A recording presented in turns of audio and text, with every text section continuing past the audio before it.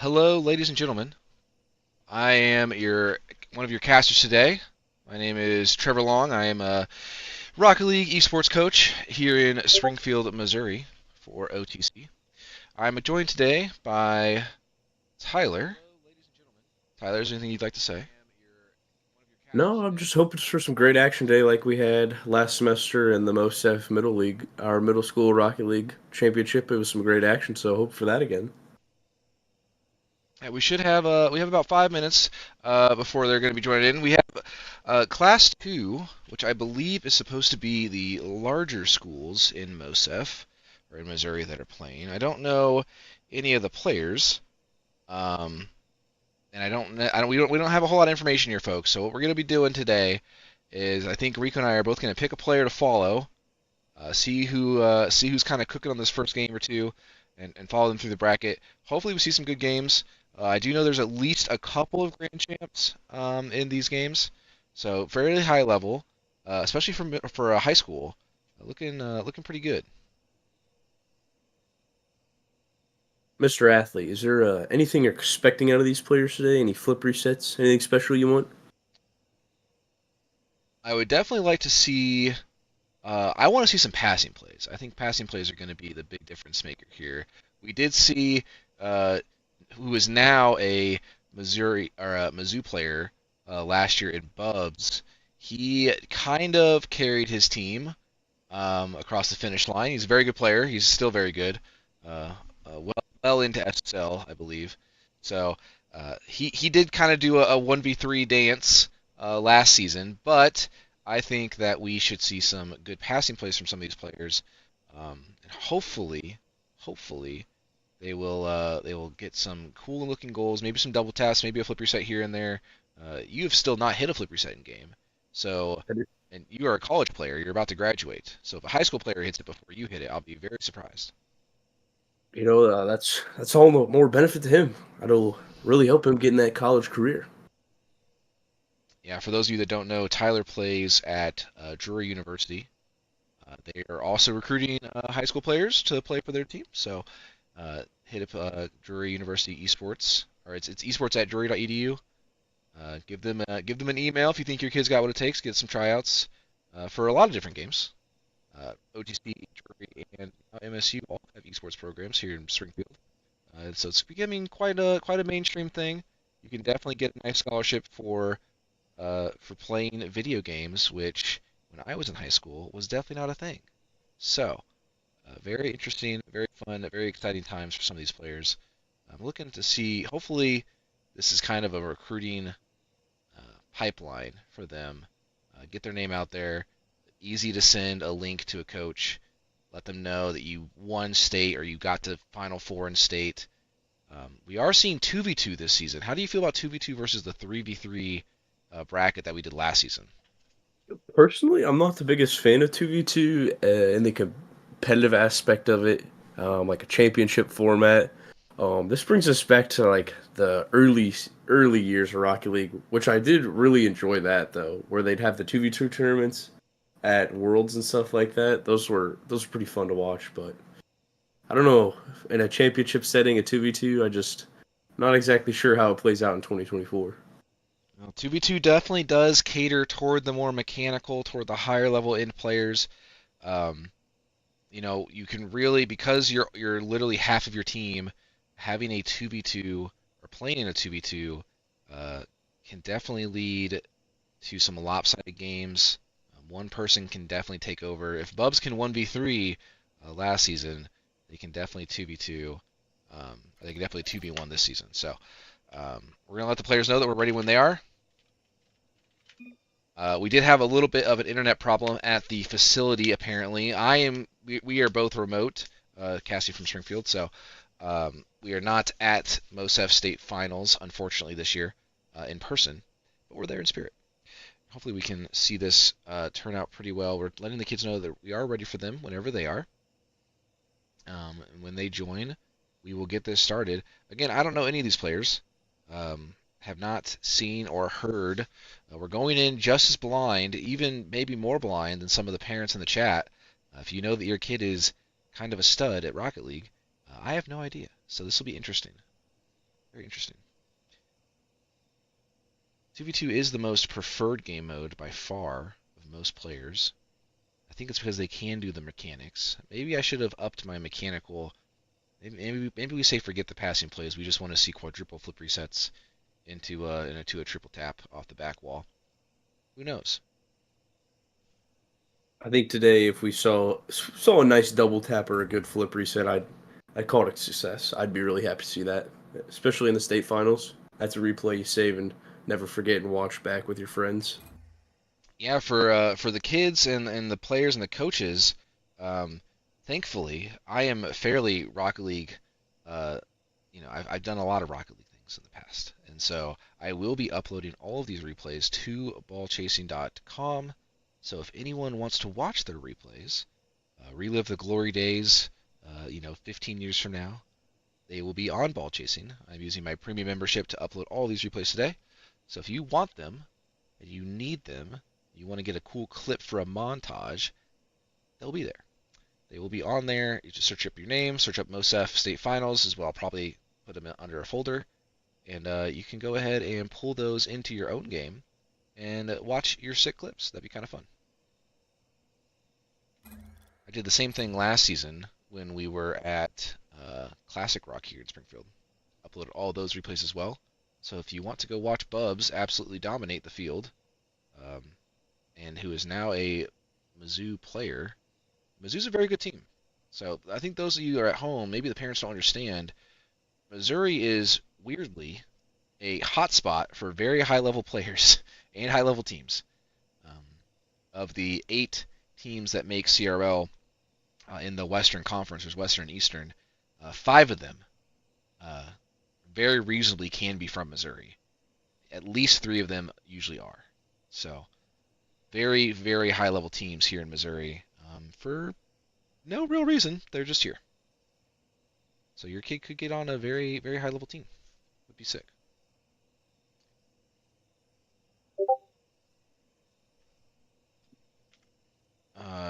Yes, Jeremy is letting me know.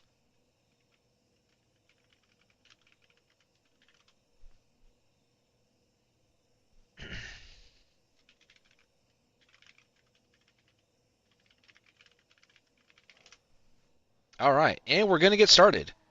We have May 5 million? 50 million? Not sure.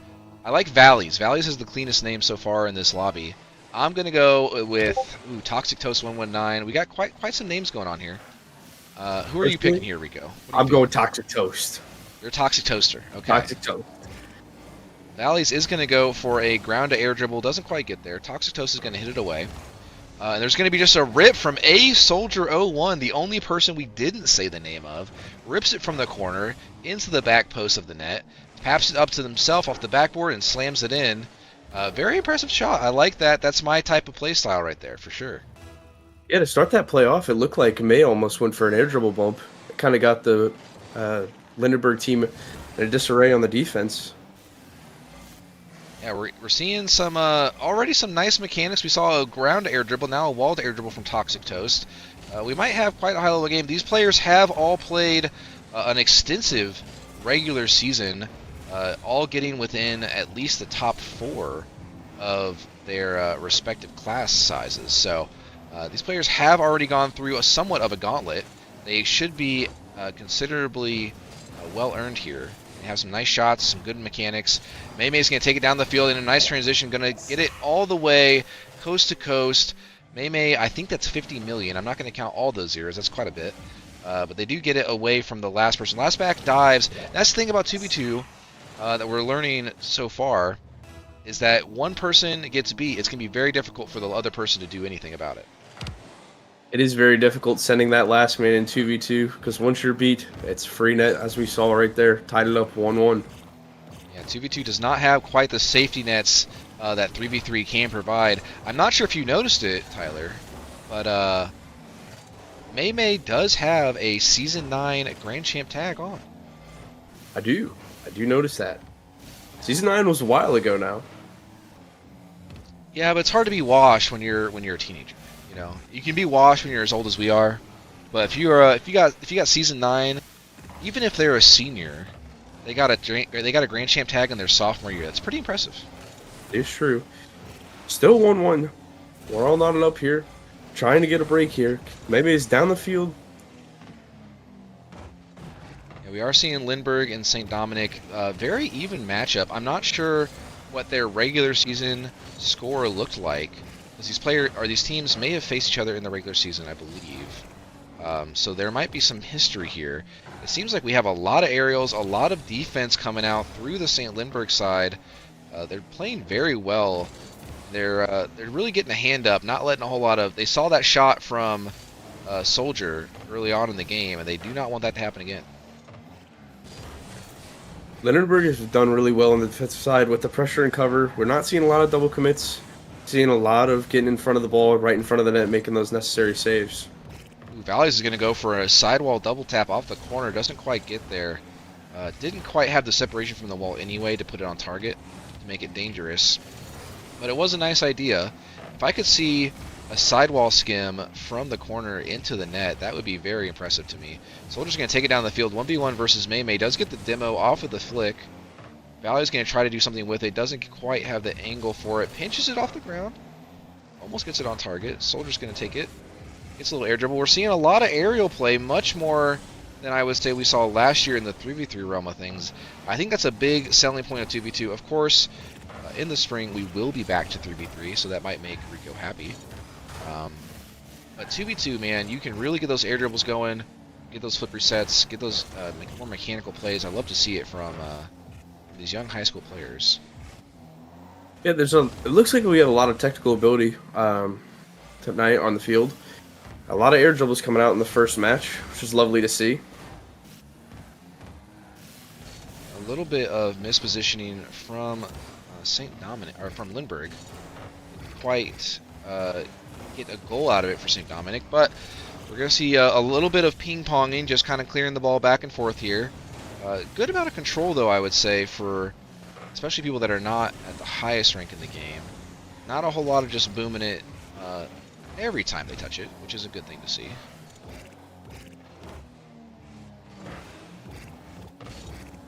Valley's going to pass it mid. Soldier not quite ready for it. Didn't quite believe in Valley's ability to get to that ball.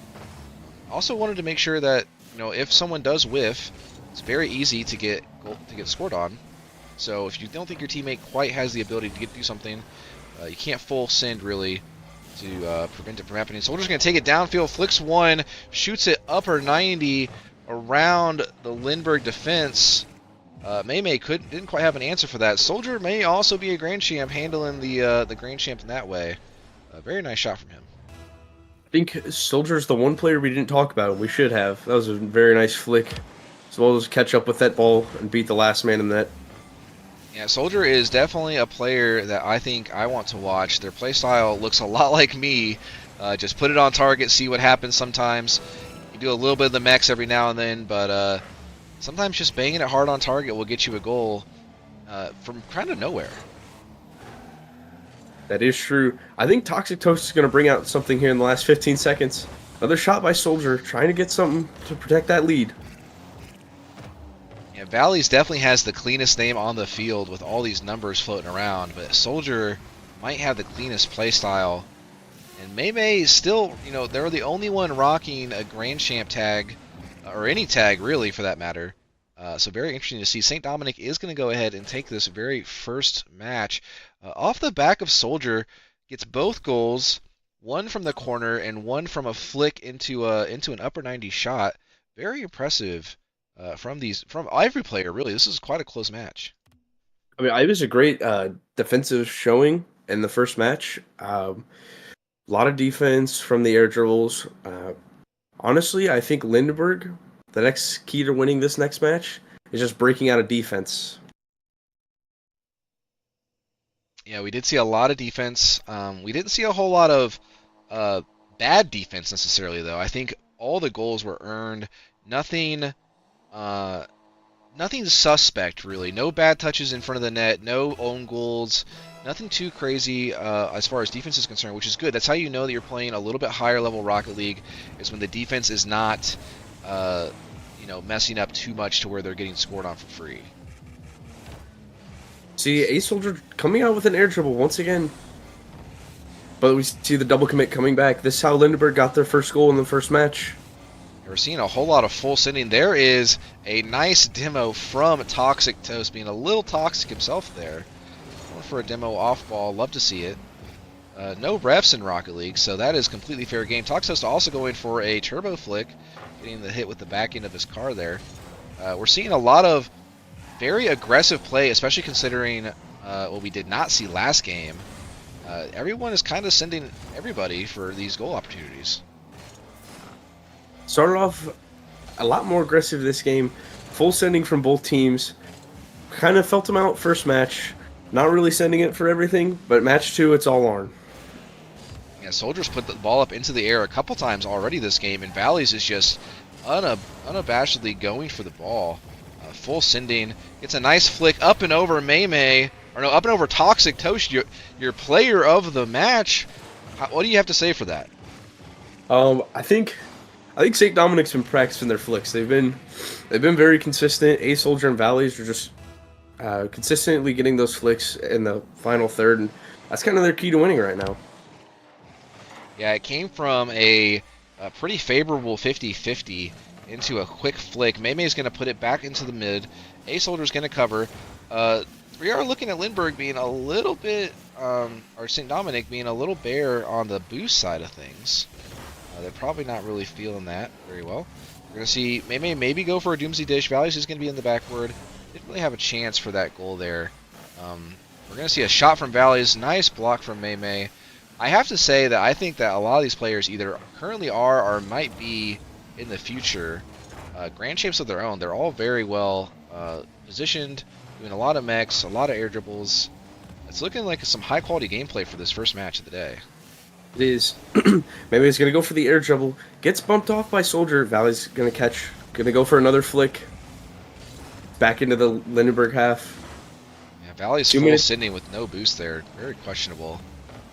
2 minutes in, only one goal. These have been close scoring games too.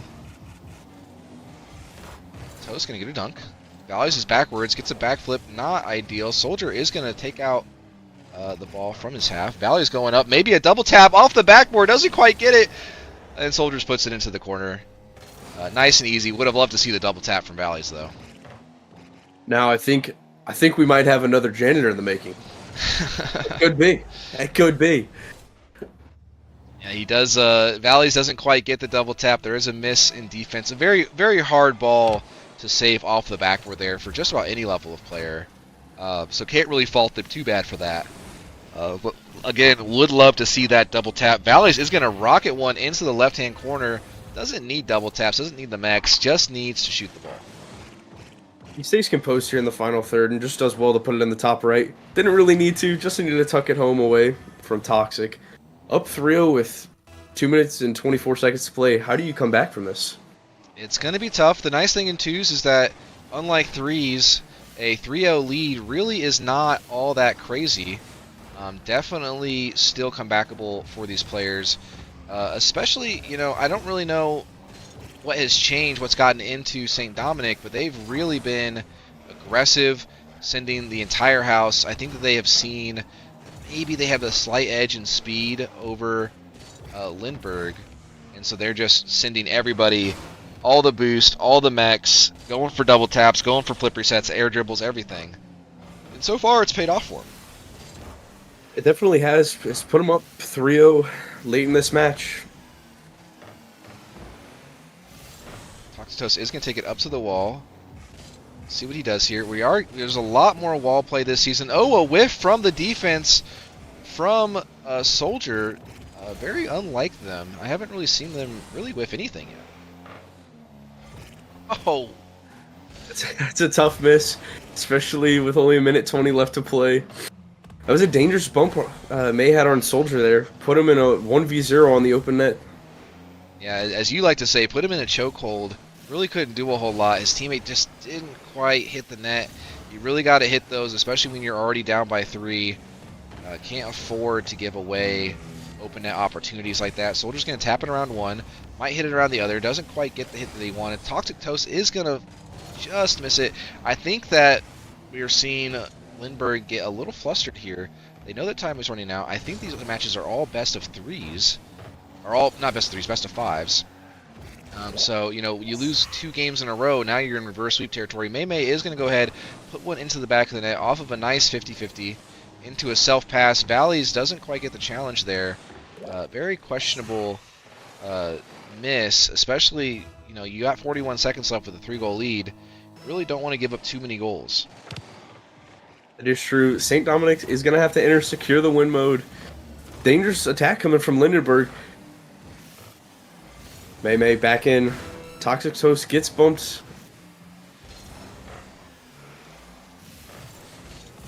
We do see Mei's going to pass it themselves off the side while Valley's getting a little jumpy here at the end of the game. I think that we're learning that St. Dominic may have the offensive side of things, but the defense looks a little shaky. If Lindbergh can ever get onto that half of the field, they might be in trouble.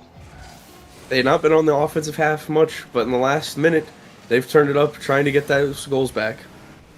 Ace Soldier is going to go ahead with a nice controlled air dribble off to the corner. Doesn't even give Lindbergh a chance to get a goal. The games are not over until the ball hits the ground at 0. We are seeing Toxic Toast. He has a Season 16 Grand Champ tag.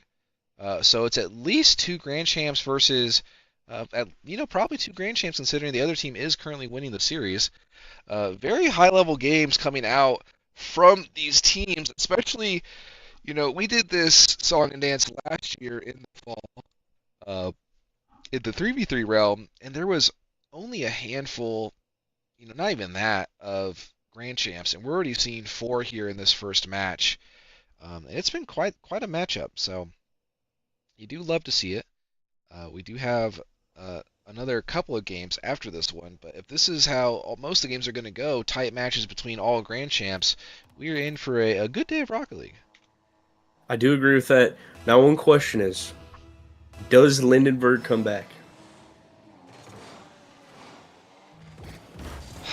I don't know. It's very hard when you just had a very tough defensive game. Valleys is going to go ahead and put it in off the kickoff. A nice little back right. Does get the hit up and over Mei, fakes it out with the air dribble. And, you know, especially you start off like that, I just don't know. I don't foresee a future where Lindbergh comes back in this game. But there is, I believe it's a double elimination, so there is a chance to see these players play again, maybe after a fresh mental reset. We're already seeing a 2-goal lead here, a dud kickoff into Lindbergh not cheating on the kickoff. Always should cheat in 2v2 on kickoffs. You know, very tough start to this game for sure already.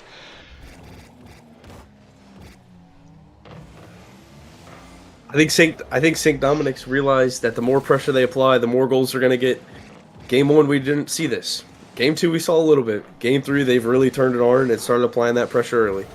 Yeah, Mei getting stuck in an awkward position, the ball up and over, hitting off the backboard. 3 goals in 16 seconds is not how you want to start your reverse sweep Cinderella story. I will say, though, if they are, there is plenty of time, and if they are able to pull it back, that is a good way to begin the story. You know, get a lot of momentum off of that type of win, but we just need to see Lindbergh get into offense as we see Valleys go for a classy flick off the sidewall. Doesn't quite get there. Toxitos is going to take it down. It takes a nice 50-50.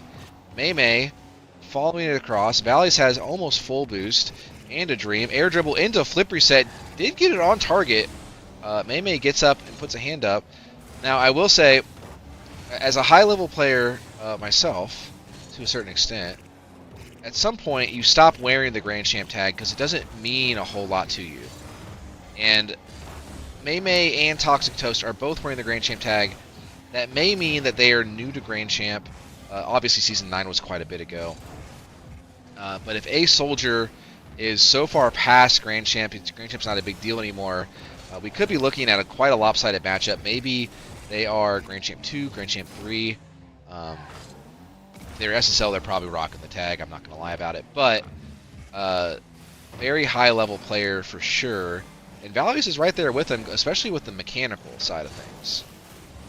I definitely think Valley heard us talking about the mechanics earlier. before this match. He started bringing out the flip resets. That was a musty.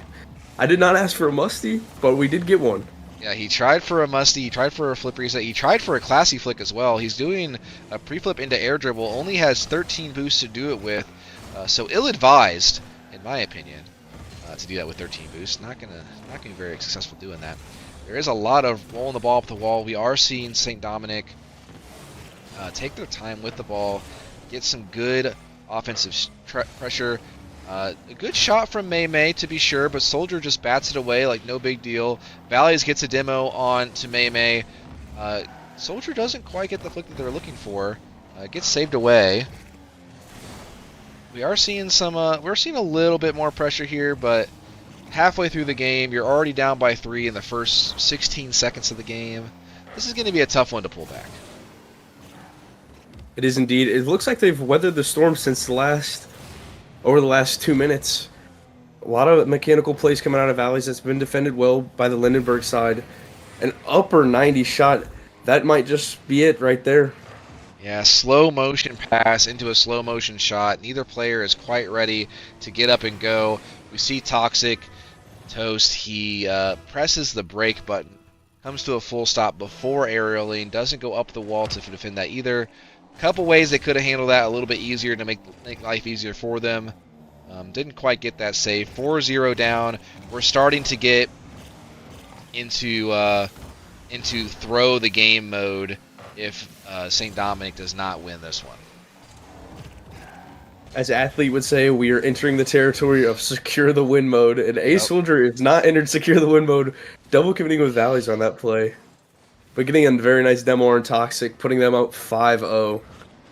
Yeah, at some point, you get enough of a lead that as long as you're just not explicitly throwing the game, it is going to be very difficult for the other team to win. A couple big clears, an air dribble, a shot or two. We are going to have a very easy victory here. And I'm not going to lie, if both players for Lindbergh are at the Grand Champ level, which they are, they have the tags for it, this is a scary sight for anyone else in this bracket. They're going down to a team 5-0, a team that has also been pulling out quite a few mechs and not hitting them. It's one thing if you get peeked on and someone quadruple flip resets on your dome, but this other team, this St. Dominic team, has just been really ripping the ball hard, shooting it well, not even hitting the mechs, and this is going to be a very hard team to beat if they continue to play this well. That is true. I think Valleys in the next series is going to be looking to get more mechanical early on. I thought the more mechanical he got, the better they played. Yeah, the thing about this is that one of these teams, I'm assuming Lindbergh, with how the score has gone, is supposed to be the 4th-seed team out of this class. So maybe St. Dominic is the first-seeded team. Maybe they did have the best record of the regular season. But if the 4th-seeded team is 2 Grand Champs, we actually have some fairly high-level competition happening today. And you do love to see it. That'll make for a much more entertaining, much more fun to watch experience for everybody. And a much better recruitment opportunity for those coaches out there that are looking for some decent players. Game is coming to an end. It's a tough break for Lindenwood. A dominating performance from St. Dominic. Any thoughts after match 3? It's going to be very difficult for anyone to beat St. Dominic after that showing. I believe that should be all she wrote. I think these are best of 5s. We do have a team ready up, though. Let me go back to our intermission screen. I thought that was it. Maybe they're all best of 7s. Let's see.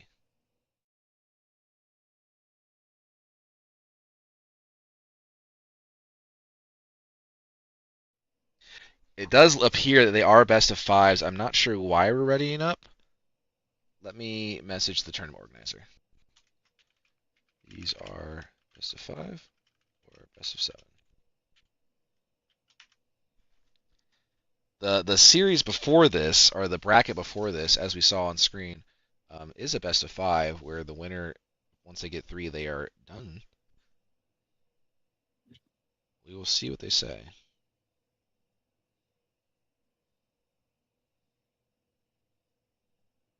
Oh, they are all leaving the lobby, I believe. Yes. All right. That is going to be it, folks. We will be back here shortly because we're starting a little late. So we will be back with the next game shortly. Thank you all for watching.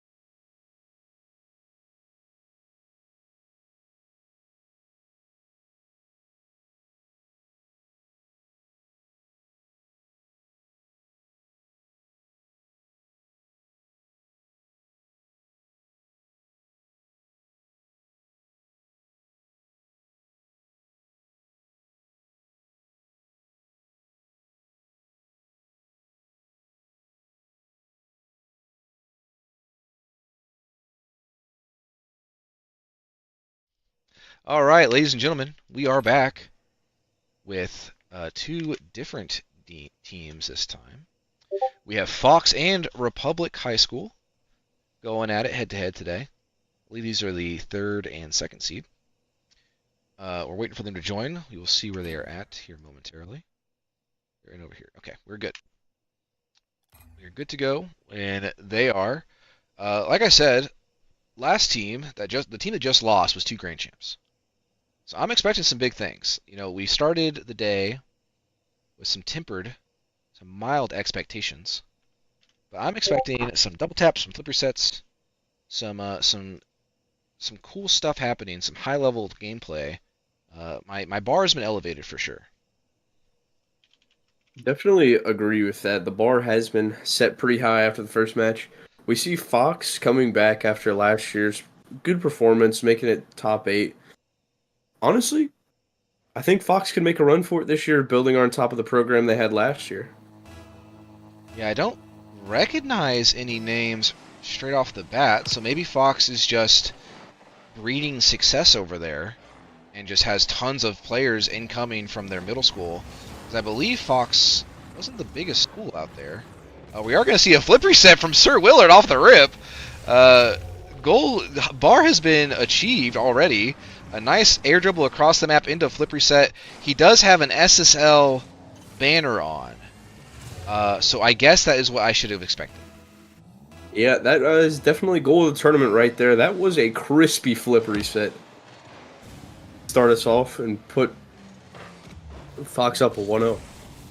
Yeah, as we saw from last season when we had Bubs and his team playing, it's now that we know that Sir Willard is very good at the game, it's really not going to be up to him necessarily if they win or lose completely. It's going to be about the supporting cast. It's going to be about the Rowerg. I don't know how to say that guy's name, but it's going to be about him. Can he put Sir Willard in a spot to be successful? He's already stealing boosts. He's already going for some bumps. So I'm going to go with yes. I'm not sure how an SSL didn't get the number 1 seed. Sir Willard is going to go for an air dribble into double tap on their noggin. I think a lot of this is the supporting cast getting their boost stolen, having no boost to go off the sidewall. Nice air dribble into double tap. This is very impressive gameplay so far. Yeah, coming out a strong first minute from Fox, going up 2-0. The Roars doing his job as a great teammate, just stealing the boost, making sure he's putting Sir in the best positions possible. There's going to be a nice rip on target from Clips. Is tapped away from Thororg. That is a tough name to say. We gotta get some pronunciation help on that one. Sir Willard is going to take it out. Does get full boost off the sidewall. Gets a glorious first touch. Gets a flip. Does he go for 2? Not quite. He does an empty hop. I'm not sure quite why. Thought he was going to get a double flip reset. I was joking with Rico before the broadcast that started for this game that I wanted to see a double or a triple flip reset. All of a sudden, might be a real possibility. Definitely looking like a possibility here. Sir's going to get another job. Just tries to shoot our net and rips it from deep in his own half and just places it well in the bottom right corner. Yeah, you can see the difference in understanding. Last match, we had two teams that never really... They were good about controlling the ball, but they didn't understand when they could and could not just rip the ball on target for a goal. I think Willard knew that Clips didn't have a whole lot of boost, rips it on target, not even necessarily away from him, in arguably the only savable spot on that net. We are going to see Eclipse hit a flip reset. We're getting flip resets on both sides of the field. I really don't know what Twilight Zone we've walked into. We went from players last year barely knowing how to aerial for most of them to everyone trying to go for flip resets and musties this year. Something's in the water in Missouri, I believe. It's definitely looking like MOSEF might become a hot recruiting spot here in the next few months. Every player on this field is going for flip resets. Some crazy goals in Game 1 coming out of this. And we got flip resets, we got musties, we got double taps. We have people that understand when they can and cannot just bang the ball versus, because of the boost situation. Smart plays, mechanical plays. Nice tough shot from Thor. Doesn't quite get it on target. Almost gets there. Does pre-jump its fire. So we have the It's Clips and It's Fire. That's kind of adorable. I don't know if that is intentional, but that's some team chemistry if I've ever seen it. That's just the team chemistry you got to have to make it this far in the season. Top four is just quite challenged. Just two guys that are really close like that. Some you need to get this far. Yeah, Clips ripping it on target, doesn't quite get a goal. Does have two defenders waiting for the shot. Doesn't really care though. He's just down. He's down to rip the ball on target. It's Fire going up for a quick aerial. Thinks that he has to beat Willard. Willard doesn't even jump. Understands that he's not really in a threatening situation. The defense and the offense and just the overall ball knowledge has been very nice to see. Willard snipes it on target. Now, at first, folks, this may seem like a very basic goal, but I'll tell you what's happened here. Willard has understood that there was some tomfoolery happening on the ball, sees It's Fire creep up just a little too far, and rips it over his head. Very good awareness, field awareness from Willard. I'm very impressed. A lot of SSLs, they get there with mechanics alone, especially in 2v2. You can tell that Willard has put a lot of thought into how he approaches the game, how he understands how much boost people have, how awkward situations might be for others, and he's got the mechs to back it up. That is definitely true. We've seen a lot of good gameplay come out of Willard and Rogue. Trying to get back on defense after that whiff. It's Fire looking for a pinch. Yeah, Fire's looking for a pinch. There was a pass coming in from the Fox side of things. Could have been a net. Doesn't quite get the touch into the back of the net, but we're going to see Willard get full boost and ball possession. Has been a very scary thing for kind of both halves of the field. Because even as a teammate, you see someone go up with the ball and just do magical things, you might think that they're a wizard. Might be a little scared of them. That is true. A minute left. Fox has entered secure the win mode here. Trying to get game one all knotted up. Yeah, don't really need to do anything. As I have tried to instill in many of students as I've been coaching for the last couple of years now, you've earned this lead, this 3-goal lead. You should at least act like it. Take that earned lead to the bank. Make sure you cash that check before it expires. And you don't have to do anything special. You don't need a goal. It doesn't necessarily mean to just turtle up. As we can see, Fox is not just playing defense all the time. They are still taking the ball at field, but you just don't have to do anything risky. Right? You get this lead, secure that win. 18 seconds, very hard to throw a 3-goal lead. We're probably going to see this game go to Fox, but that's not without a lot of effort from Republic. I'm very impressed. I will say, Fox had 2 goals that were just awareness goals. Just hard clears on target. And while those are well earned, they're not impressive. It took everything that Republic had to get their single goal. It took a flip reset into the back of the net to get Republic's 1 goal. So could be a troubling sign for Republic if it takes everything they need and only takes Fox a good strong hit. Looking pretty good for the Fox side of things. There's something interesting here. Usually when you see a team lose by a couple goals, you usually see the shot count way higher than their opponent. They shot both 11 shots on frame. Kind of how do you deal with that coming from the Republic side? Only 11 shots and 1 goal to show for it. Well, it's all about the quality of shots. We saw a lot of shots coming in from Republic that they were just kind of skill checks where you just kind of lob it on target. If the other team can save it, the other team can save it. If they don't, they don't. But the shots that we saw from Fox were higher quality. They were taken at right moments as far as the clears are concerned. They were flip resets. They were air dribbles. They were just overall better quality shots. And so even though the shot count is the same, I wouldn't necessarily say that it was all that close of a first match. Definitely agree with that. It seemed like Fox had the majority of control. Republic coming out with the first shot almost puts it on frame. Yeah, and you got to feel, you just lost the last game. You lost the last game by 3 goals. When you do get a chance for a cheesy kickoff goal, you got to put it on at least on target. You don't necessarily have to score it, but you got to put it on target. Thorough's going to save Sir Willard's shot, inadvertently floating in front of the net, making Sir Willard have to shoot against 3 people instead of just the 2 that he should be shooting against. So unfortunate for Fox. But we're seeing Thorough get a flip reset into the opposite corner. Folks, that is 3 of the 4 players in this lobby hitting a flip reset goal. And let me tell you, in Tyler's 24 years of life, he has not hit a single one of them. So All that right, is very tough. let's get it right. 23 years of life, not a single flip Oh, reset, my and somehow bad. managed to get up to GC3. Yeah, very, very tough to see 3 high school kids hit a flip reset before Tyler even really attempts one in game. So tough to say the least. As one of the older Rocket League players, it's nice to see the younger generation getting a lot more mechanical than their fellow players. Yeah, back in Tyler's day, flip resets weren't even a thing for all of his play time. So a little tough. But we are looking now. The eyes for me are on fire with trying to hit a flip reset goal to make it a 4-for-4 quadfecta, if you will. And he might get a chance here. Does take it up for a slight air dribble. Gets slammed down by Thorough. Sir Willard is going up, and along with Thorough, Willard almost gets the skim off the corner wall. I don't know where this kid came from because I do not recognize that name from last year. If this kid is a freshman, we might see a dynasty forming over at Fox High School.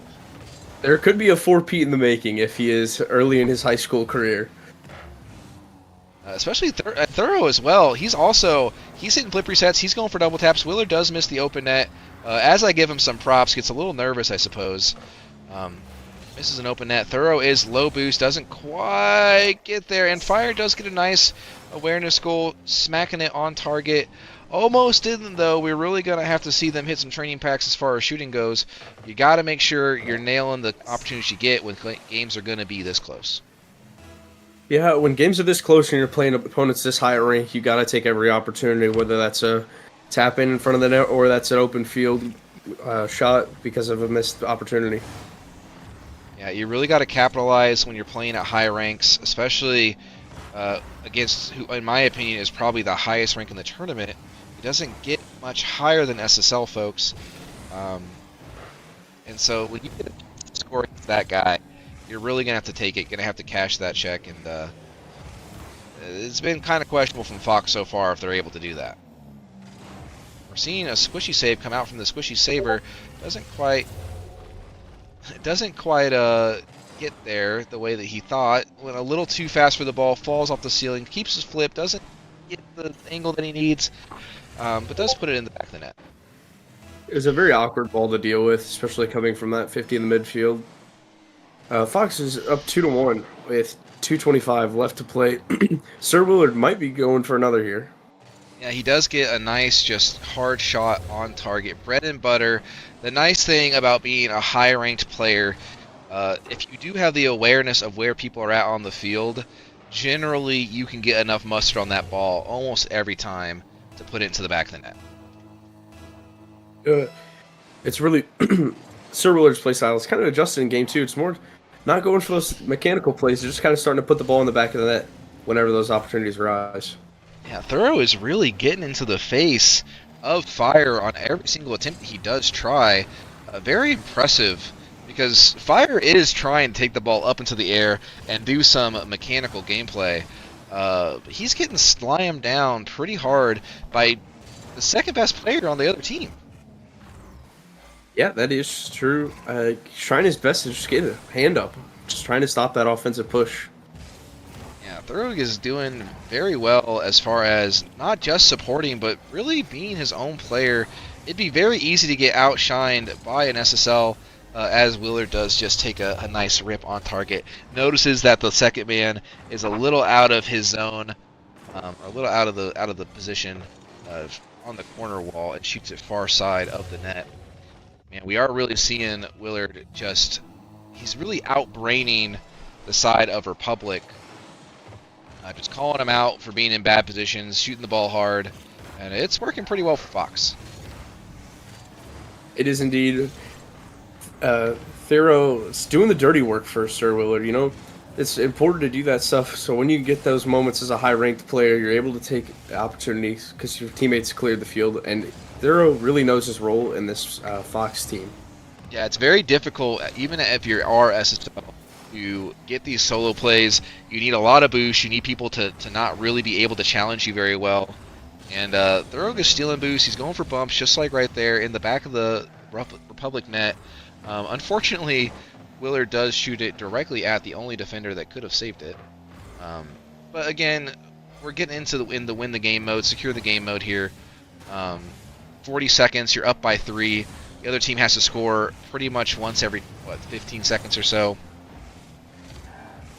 and that's very difficult to do. So probably not going to happen. We do see a nice dribble coming in from Fire. Cuts around one, flicks the second. Clips is going to go ahead and put it in the back of the net, off the backboard. Maybe it's Caster's curse already, but we are going to need to see a goal every 15 seconds right now for the Republic side to even get close to beating Fox in this game. Crazier things have been done. As last season at RLCS, there was a team that threw a 5-goal lead to make day 3.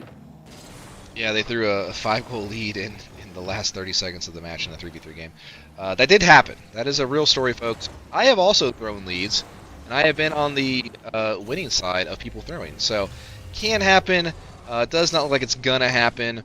A nice 50 from Thorough, puts it off the backboard. Clip's not quite ready to turn for that.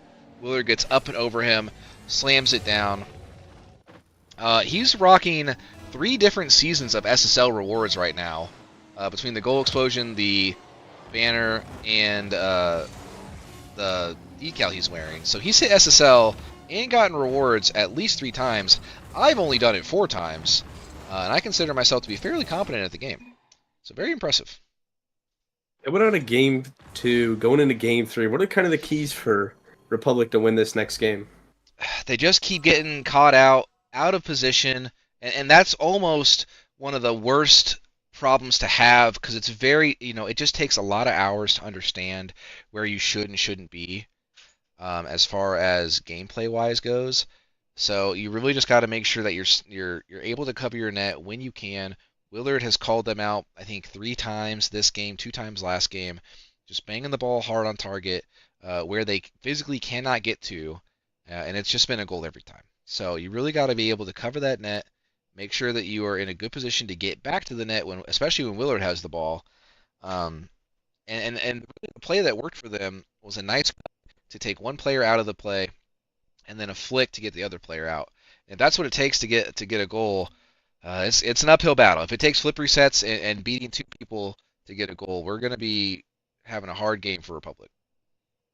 Yeah, definitely. I think coming from the Republic side, it's just finding those better shot opportunities, trying to place it in the corners, trying to beat the guy. It's not like you're not getting a lot of opportunities, because you are. They were only outshot by 2 in the last game. So just kind of a little more placement in this game, and I believe Republican might sneak out a win here. Yeah, it does appear that Sir Willard is a Rumble merchant as far as getting his rewards go, but he is still a Grand Champ 3 in 2v2, very similar to what we saw last game. We're going to see Young Clips get a nice kickoff goal here. Sorry, folks, I was tabbed out a little bit. I had to go check out Sir Willard. I was just too curious. Clips are going to get a good kickoff goal. They had a chance for a kickoff goal last game, didn't quite capitalize it. They're going to capitalize here in this 3rd game. So hopefully that is a sign of things to come for Republic, because they need it. They have to pull off a reverse sweep now. The reverse sweep is on here. Starting off on the right foot, going up 1-0 early on. And Clips is going to get a second one. Thorough not really expecting Willard to get the ball taken off of him like that. And a quick transition down the field. This might be exactly what the doctor ordered. They need to start figuring out maybe transitioning quickly is the way to catch this Fox team off guard. Now, Athlete, I got a question. Do you think the RL tracker curse might be happening? Well, I did check his tracker, and I did call him out for being a Rumble merchant. He is very good at Rumble, and it does seem that somehow Fox is getting 3 goals in the first 30 seconds. They have officially scored as many goals this game as they have all series, and it only took them 30 seconds to do so. This might be a good sign for Fox to make this comeback. Yeah, Republic's doing well here. I think they definitely tuned into the stream, listened to some advice here, and started slotting the ball in the corners, and they've beat Fox 3 different times in the first 40 seconds of this match. Yeah, and you know, just because Willard does have some SSL rewards, he is a Grand Champ 3 and 2v2, does not mean that this this Republic team, uh, you know, does not have their own accolades. I just haven't looked them up yet, and maybe they want to keep it that way. As I talk about the tracker, Fire does get a nice little own goal double tap off the backboard. The pressure of Willard to make him want to jump for that ball and panic enough to own goal is definitely there. But they may not even want us to check their trackers, because apparently when I check trackers or even talk about it, it's just a curse. Athlete, the caster curse is coming true here today. Every player you have mentioned their tracker, they have made an awful mistake less than 15 seconds or so afterwards. And Clips is gonna snipe a ball into the post and in. I think that's 3 for him. I think that is his hat trick. Willard gets a rough touch off the backboard, tries to make up for it, does want the boost. Thorough not guarding his net. Clips calls him out. This is a very different game than the last 2 games have been. You know, last 2 games we had, you know, a handful of goals at this point in the game, maybe 1, maybe 2. Clips is just, I don't understand. I don't understand what's happened. Going down 2-0, just honestly, it's those dangerous teams. You know, at the end of the season when you're playing a 2-8 team, and you know you're up there at 8-2 or so, they have nothing to lose, so they're going to give everything. This is kind of like the situation like Republic. They don't have anything to lose here. Whether it's lose by 1, lose by 10, they've thrown everything in to try and get something back here, and they've thrown everything in, and it's worked out for them here in game number 3. Not only is Republic sending the absolute house for every single ball, Willard also just missed an open net, which as an SSL really can't afford to do that at that rank. So very uncharacteristic for sure. And we're just seeing a completely different game. Clips is just no respect, diving at every single ball. Fire doing the same. They said, the heck with an SSL player, the heck with Thorough. We're just going to play our game. And you just full send, and I guess it's working for him. So, coming from the Republic side, do you just keep full sending because it's been working for him in game 3, or do you secure the win mode since you're up 5-1 already with 2:40 left to play? They're about to be up 6-1 as well. Goodness gracious, we're going to see a Brazil from the team that just lost 5-2, 4-1. I really just don't understand. Just the absolute ego, putting pressure on the opposing team, not letting them get the flip resets, not letting them get the double taps. Completely different game. I don't really think you can legally enter secure the win mode yet, as there's still over half of the game left to go. But like, you're also about to start Brazilian them, and you have officially Braziled them. Brazil. Oh, that is tough, especially in the Final Four. You never want to see a Brazil coming in the Final Four. That's kind of detrimental to team morale. Seeing that 7 get put up on the scoreboard, and especially in only half the game, that is something we rarely see. Yeah, I really don't understand how a team that was getting outplayed and outscored by so much has all of a sudden turned on the burners. You know, they've definitely woken up here. They realized that bus trip that they took either yesterday or early this morning did in fact be because they were going to finals in state. It has finally hit them, and they're playing like it now. And I don't think they came to play the first couple of games, but man, they are definitely here in this third one. Yeah, definitely here in this third one. It seems like Fox has just let off all the pressure they've had. They've been in the defensive half for, I'd say, well over 80% of this game. Just can't really figure out. And Republic's not doing anything special. They're just slotting the ball in the corners, you know? When given that opportunity, they are taking it in game 3. Yeah, you know, I think it may have been a mixture. That's the only thing I can rationalize. A mixture of Fox taking their foot off the gas and Republic just absolutely slamming the pedal to the metal. Because going from a 5-2 game where you lose to now winning by 6 is quite outrageous. I don't understand. At a high level, this is just not what happens. For those of you that are uninitiated, 7 goals in Rocket League is a lot of goals. That is a ton of goals. We are going to see a second goal from Fox here, but really you just have to feel dejected after losing by such a wide margin. Yeah, it's going to be tough going into game number 4. Fox is going to have to snap out of this pretty quickly. My my kind of advice for Fox is just do not concede any more this game. That'll be the best for morale. A musty flick coming out of fire. They are really bringing on the heat here in game Yeah, number 3.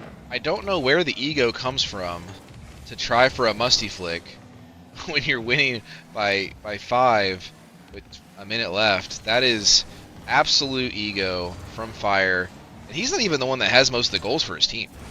It's mostly been Clips, hitting Clips, almost there with the flip reset. But it's just been a crazy game. I don't know if this playstyle is sustainable for Republic, because they really are just full sending everything. Have gotten a couple kickoff goals, have gotten some nice slots, but man, this has absolutely bewildered me how different from last 2 games to this game it have been. Yeah, this is a very rare sighting in Rocket League, especially seeing such a dominating performance come out of Fox in the first two games of this series. You really never see somebody lose 7-2 after winning by a combined 5 goals or so, 5 to 7 goals in the first 2 matches. Yeah, that was a very different game.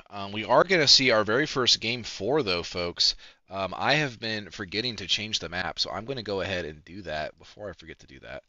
I've been wanting to do what I did last season.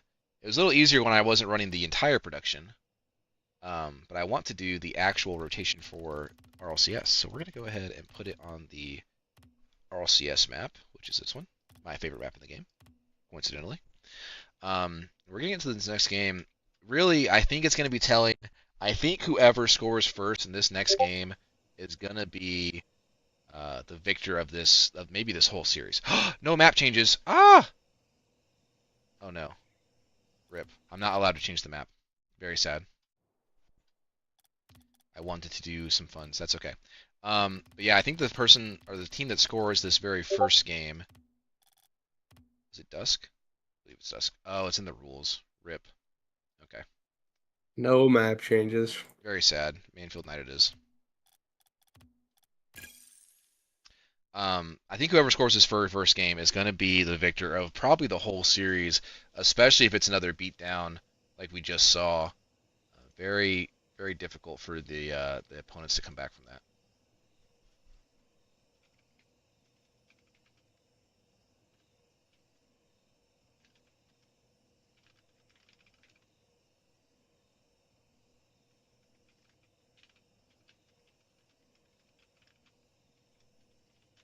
So, folks, that is my bad. We're gonna have to get the players back in here. Hopefully, they join up fairly quickly. Do have the lobby information already back up and sent to them, so we are good. We are getting word that Sir Willer is apparently top 200 in Rumble. That is a very interesting game mode to be good at for sure.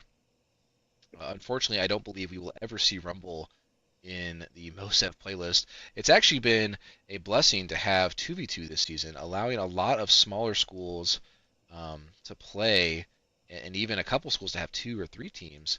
More players get playtime, less players sit on the bench. It's been a blessing this season.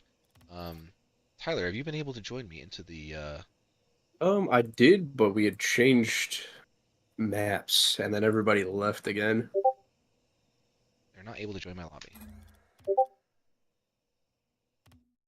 why not? I believe we have some people that still have not left the original match you made. Oh, they haven't. Okay, I will This might be an change. issue. I will change the information Maybe not. Is it? then. Are we on Utopia? You need to get out of that. No, we're not in Okay. Utopia.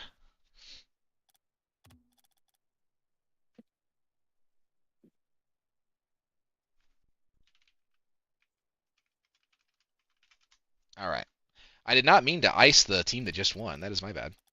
Um, I wanted to do something fun and make them feel like they're professionals, because we would be going to Champions Field if we were on the pro roster or the pro scene in this last match if we do go there.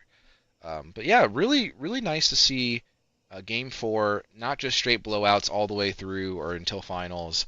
We've got some competition even in just the top four here. Yeah, we saw the Drury specialty come out with a no map change. That is something we like to run here. Just keep it classic or Champions Field or Mansfield night. Going into game 4, I think Sir Willard is going to have to repeat what he did in game 1 and game 2. The Roy is going to have to go back to what he did in game 1 and game 2. He's going to have to do the dirty work. Sir Willard's going to have to get mechanical. I'd love to see a close game 4. Yeah, like I said, I really do think whoever scores first in this game is going to at least take this game, if not the whole series. Willard, he didn't even have a chance.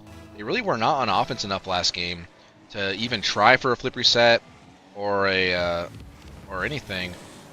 We are seeing a new player coming in, Shocked 07, coming in for Thorough. I'm assuming that this is all kosher and above board. We are not on site, but this, I assume, is probably either the sub or maybe Thorough was the sub. If Thorough is the sub, I'm scared. That is definitely. No, we did see this in the MOSEF Middle School Rocket League finals last spring. A questionable coaching change ended up leading to the team's loss. Made a questionable change and subbed in a player. It just kind of messed up that team chemistry. It's quite hard subbing into a series when it's going into game 4. You gotta win to move on to the finals, and you're just subbed in and put under a lot of pressure. Yeah, I think maybe was that Fox Swell last year that did the substitution, and then they ended up losing the series. I don't quite remember. I do. Oh, Willard gonna get a nice aerial off the ceiling ball there. I do remember that some team subbed in their sub, ended up losing games 3 and 4, and then they lost game 5 to lose the series with their starting roster. So really don't want to see that. I do appreciate that. Get the subs to get some play time. I do appreciate that, but man, it is just going to be tough to come back if you end up losing this and go into game 5. Relying to win a game in game 5 is not exactly what you want to be doing. No, especially after such a dominating performance in game 1 and 2.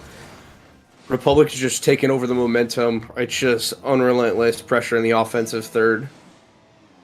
Yeah, we saw Republic win or get the first goal again. My prediction may come to fruition here, as they do already have a second goal. I don't know, and this isn't to discredit Shocked at all, but I did think that Thorough was playing very well and really enabling Willard's play style by stealing boosts, taking bumps, a pass every now and then. It's going to be hard to fill those shoes if you're Shocked. But maybe he's up to it. Maybe that team chemistry is also there with those players. Maybe so. As a kind of a coaching thing for Republic, what would you say to them after game 1 and 2 to get them this fired up? Because they've came out and it's just all gas, no break these last 2 matches. I mean, I think you just gotta let them know, like, hey, this is kind of it, and especially, I don't know personally if any of these players are seniors or anything. But especially if you're a senior, this might be your last dance. You're not guaranteed to make top 4 in the spring for 3v3 just because you did it here in 2v2.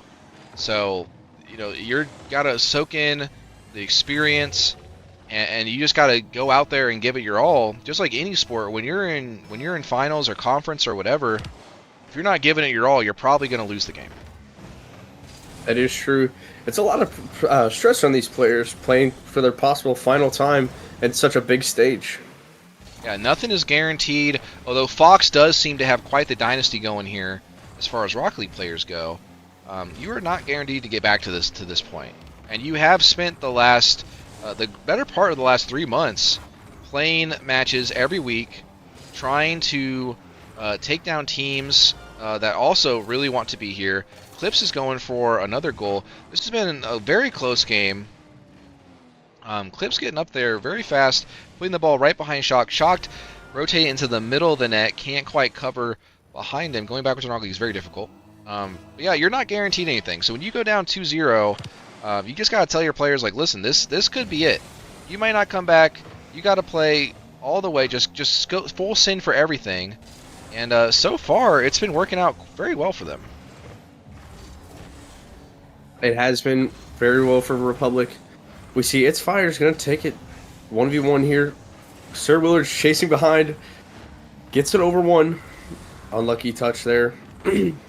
Clips is very awkward in the midfield here. Sir Willard gets an opportunity on frame. Dangerous for Fox. Yeah, Willard getting some more shots on target. This time, the Republic side is actually in position, ready to go. They haven't been in the past. Willard is going to get a nice dunk on last man. Ill-advised take a 50-50 and 2v2 as the second man, but Willard gets a dunk, uses the wall to his advantage, and forces a 3-3 scoreline with 2 minutes left to go. 2 minutes left to play. 3-3. It's kind of unlike any other games we've seen. This one's very close. All of the games we've seen have been basically a blowout with under 2 minutes to play. Yeah, this is definitely the closest game pretty much of the day. I think we did have a 1-goal game earlier. Clips electing not to shoot that ball off the backboard read. Maybe not comfortable with it, didn't want a full send. We just talked about how them full sending has really been the difference maker here as we see Clips get a nice save from Shock's shot. So hopefully we're not seeing them take their foot off the pedal, because they've kind of needed every single bit that they can get. That is true. It looks like they've lost their momentum on offense a little bit this game. Sir Willard has woken up once again. Here comes Shocked off the back wall. It's going to be an awkward ball to deal with here, but they'll have time. Gets it over one in a demo. Sir Willard looking for an aerial here. Off the backboard, maybe a double tap. Pops up to himself, puts it in a very hard spot to double tap. Shocked is going to miss the putback to keep pressure on the Republic side of things. So we are seeing, I think, maybe some nerves coming out. A lot of just goals coming out in the first 2 minutes and nothing in the last minute and a half. Really, I think we're seeing more conservative play, just maybe not wanting to give up that what could be the final goal. You have to remember, folks, for Fox, they only need to win this last game. A crazy nice save from Fire off the Sir Willard shot, keeping them alive in the series as a whole. Republic does need 2 games, so Fox only needs 1. Republic is probably taking their foot off the pedal a little bit because they just don't want to give up that last goal. Clips is going to go ahead and rip it into the far corner of the net off the Shock mistouch in defense. Willard goes for a boost in the corner. Clips sees the opportunity, absolutely snipes it to the left side of the net, and that could be the straw that broke the camel's back in this fourth game. It is true. That's what the difficulty of coming into these games in late. Very difficult to step in. We're going to see Willard get a last-second goal to bring us into our first overtime of the tournament in game number 4. What an important moment this is in this tournament. Yeah, it's good to give credit where credit's due. We see Shocked get a nice demo on the only person that really could have defended that. We're going to go into overtime at the 0-second mark. Definitely the closest game we've seen so far today, as it is the only game to go to OT. But, man, what a nice team play. Shocked getting the demo. Willard having the mechanical ability to keep the ball up in the air. We're going to see some fireworks here, hopefully, in this final game. Clips going for a first touch reset, doesn't get it, doesn't flip into the ball. Almost something special there. Would have been pretty phenomenal for a first touch reset into a flip reset goal. It would have been quite the goal to send you to game 5 and the semifinals. Always up. Fire gets a touch on it, but is blocked by Shocked. Yeah, nice block from Shocked. Clips is going to go ahead, bat that ball away. Willard gets the demo on the back end. Shocked is not quite ready to full send for that. We're not that desperate yet, he says. Clips is going to go ahead, pass it to Fire. Fire could have passed it back to Clips, and that would have been definitely the passing play of the day. Almost got it. Didn't quite. Fire is going to go ahead, bat that away. Clips is going to maybe get a nice attempt in the air, gets a nice first touch. Maybe follows it up. He's going to leave it for Fire. Fire up off the backboard. Clips almost beats Willard to it.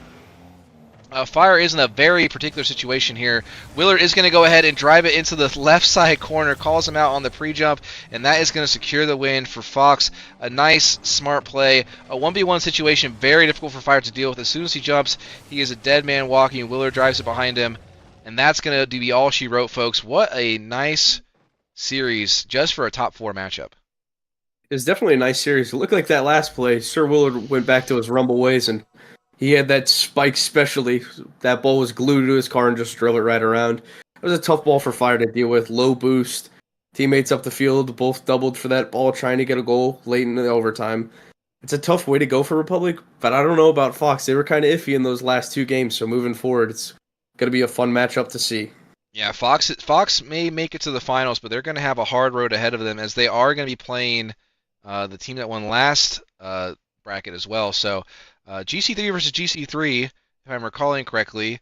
So it really will be the battle of the supporting cast of the second players on those teams to make the difference. Folks, it's going to be it for us for now. We should be back here fairly soon for the round 3 matchup.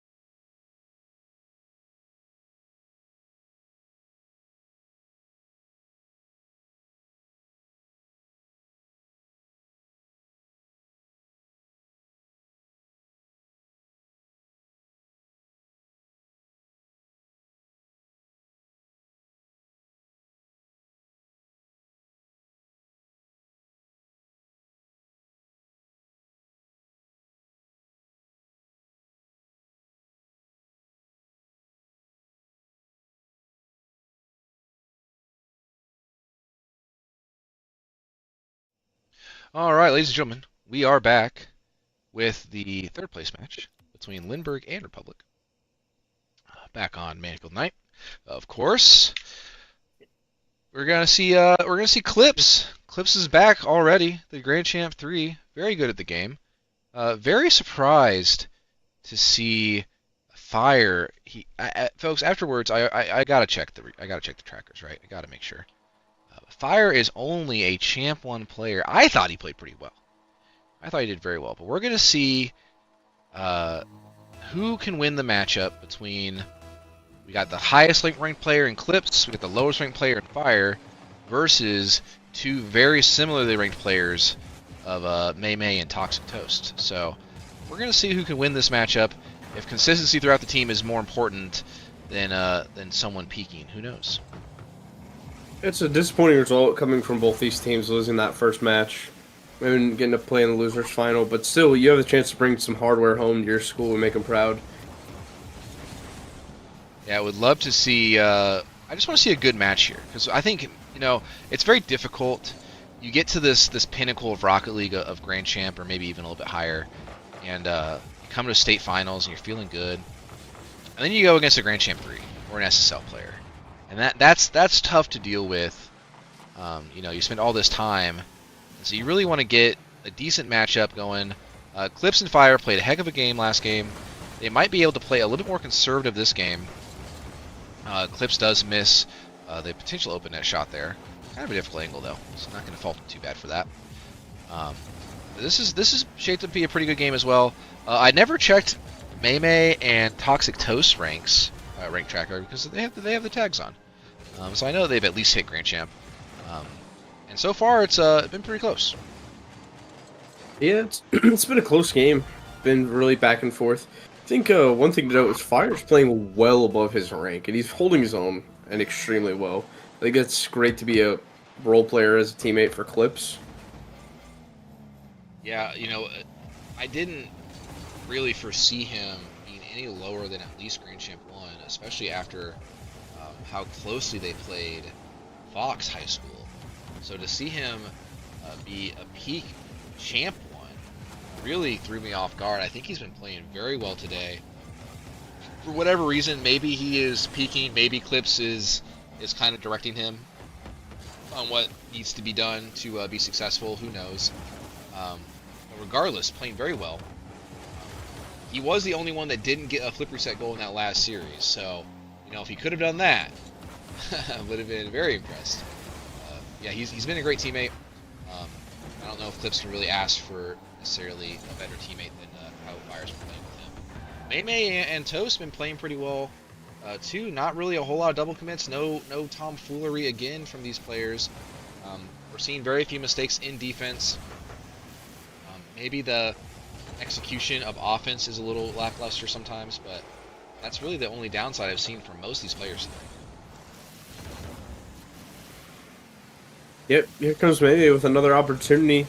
Tries to slot it bottom left. Saved by Fire once again. Just holding down the defense for Republic this morning.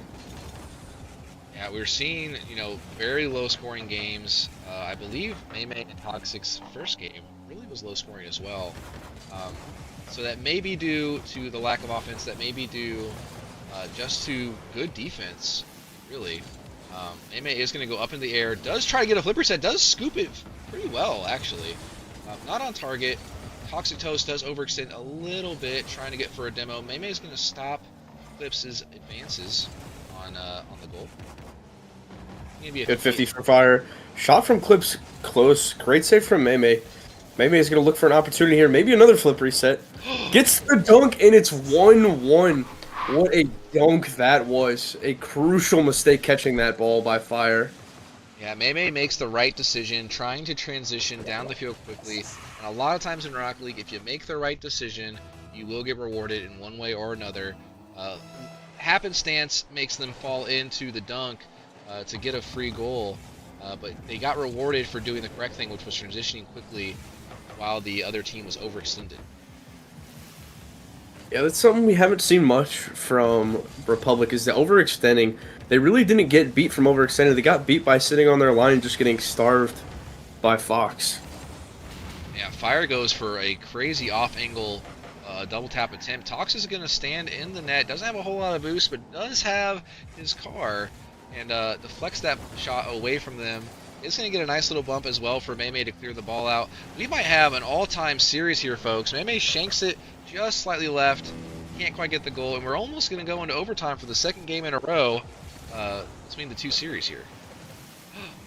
Fire's going to say no to the overtime and score with 52 seconds remaining. Takes a nice dribble here. Gets a nice catch, beats one, and then just slots it around the other. Yeah, a little bit of a ghost hit there. Thanks, Rocket League. Thanks, Obama. But he does get the goal around. That catch and that flick just don't scream Champ 1 to me. And we're going to see a kickoff strat here going for a Spanish, I believe. We have not seen very many kickoff strats from anyone really this series, or this whole tournament. So it is refreshing to see some higher level strats. You don't just have to drive to the ball on kickoff, folks. You can fake it, you can go for demos, you can do a lot of things. And they just tried to really secure the game, as a 3-1 lead with 30 seconds left would have been pretty daunting to go against. Yeah, that's just something you can't dig yourself out of very often, is a 3-1 lead. But they're only down 2-1 in this situation because of that kickoff. We're seeing some great defense from the Lindbergh side. Overall, just a really close game. Definitely not a blowout like what we saw for most of the series so far. Game wasn't over until the ball hits ground at 0. But both teams have a lot of boost to keep it up.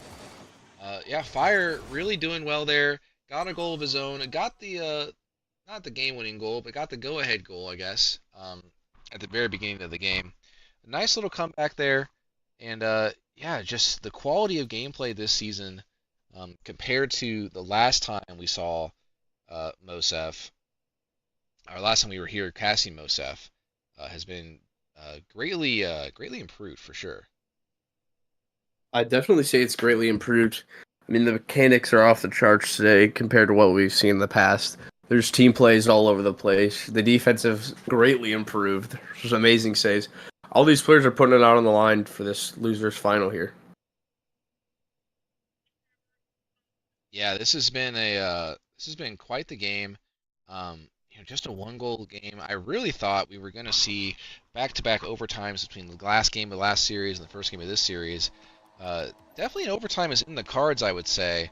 All these players look very even. Really, we didn't see clips hit clips. We didn't see any flip resets or any air dribbles.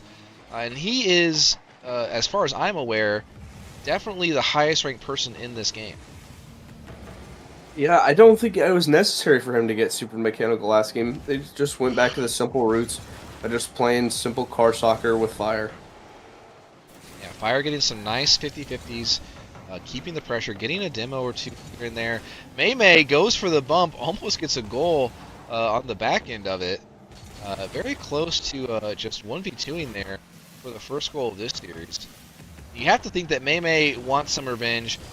And they might have started off a little cold from last series, as Clips and Fire had just played the game before. They were still warm.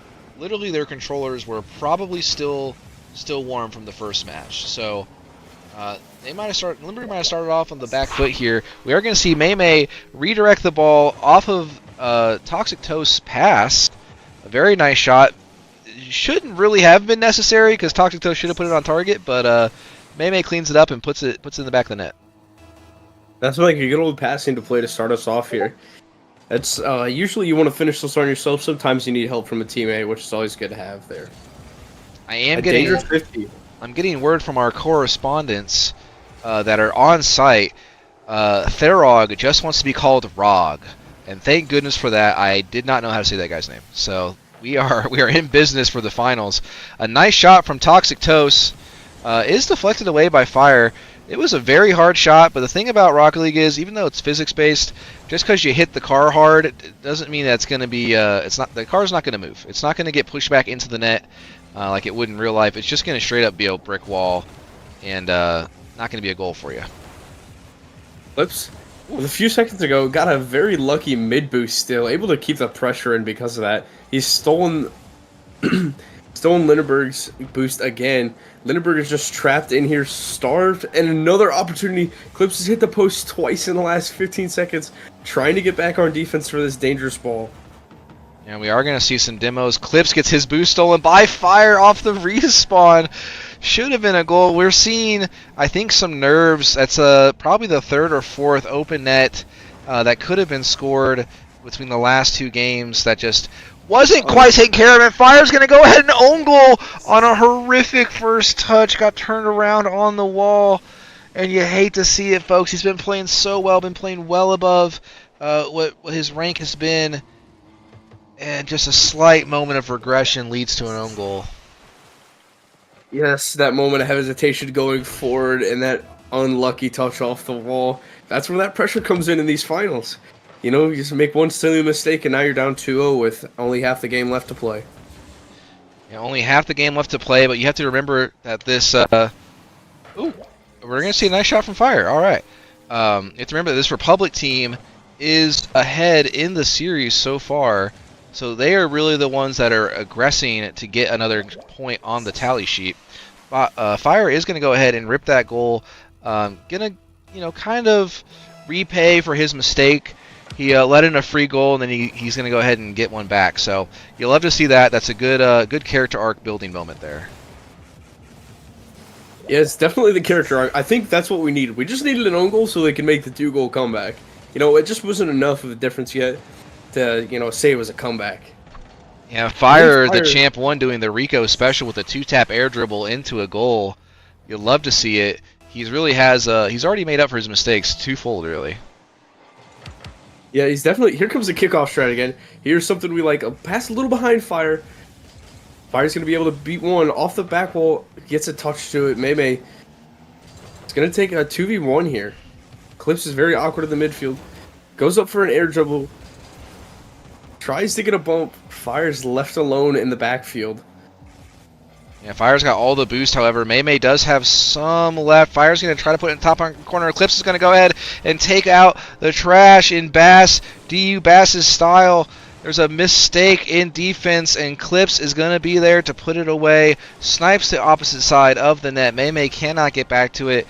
And all of a sudden, we went from own goaling to be down by 2 to shooting the ball hard on target to be up by 1.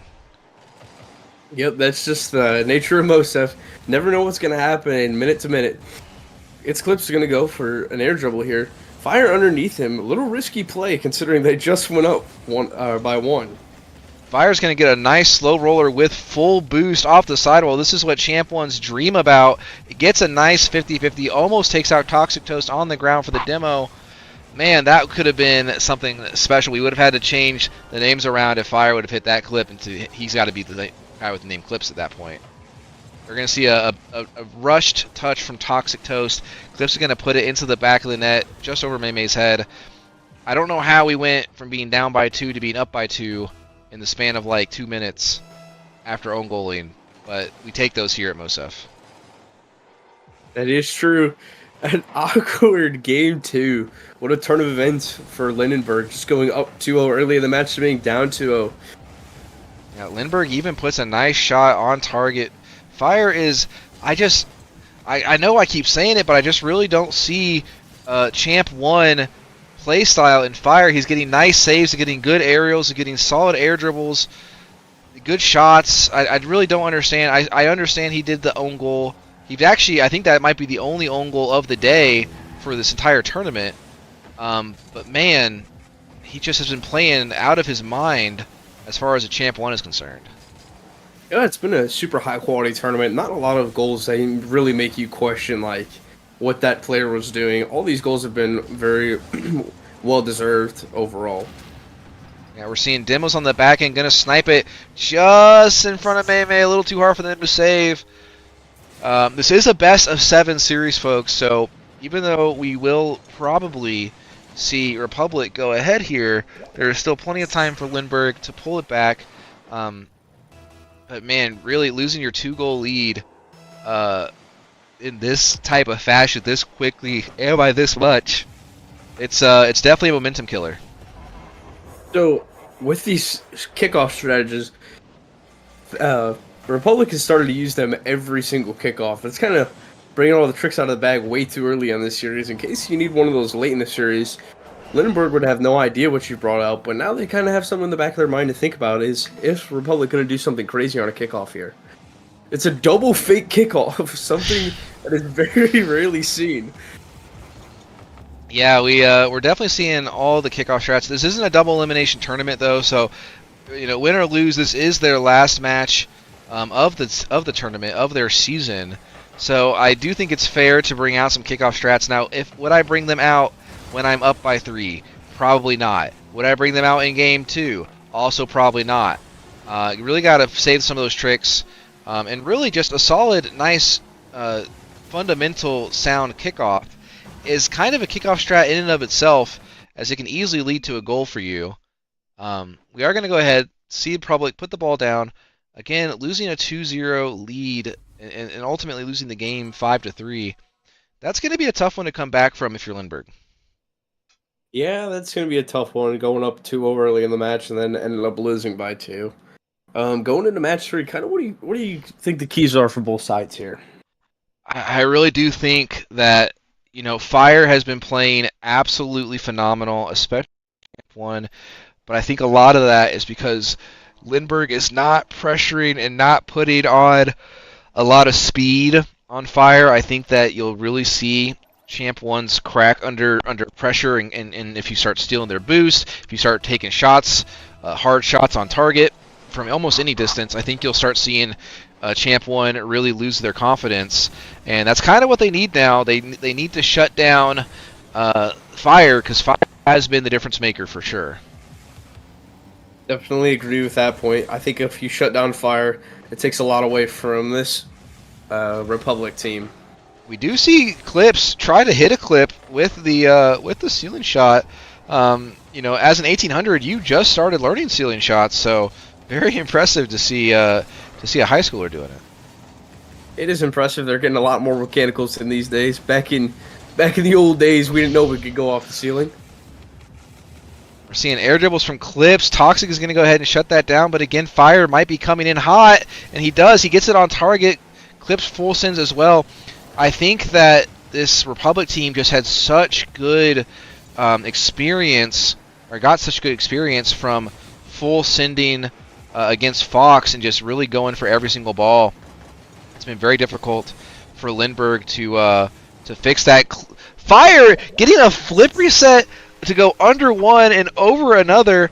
I just don't understand. Someone check his computer. This is not normal. How? I'm not sure I've seen a Champ 1 get that mechanical.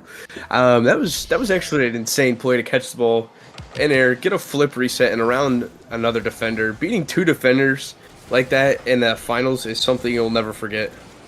Yeah, I really don't understand how that's even physically possible. We are going to see Mei take advantage of Fire pre-jumping and slot it right underneath him. Very nice positioning, very nice play, good precision. And honestly, I think that I could probably watch 1,000 Champ 1 2v2 games and never see them hit a flip reset, let alone one that goes in the goal.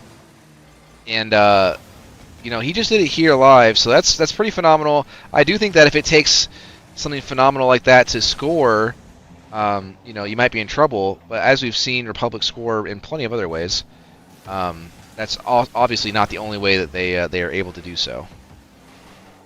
Ooh. It's an unfortunate mid-boost steal from Fire. He did take that boost from Clips, kind of left him alone in the backfield.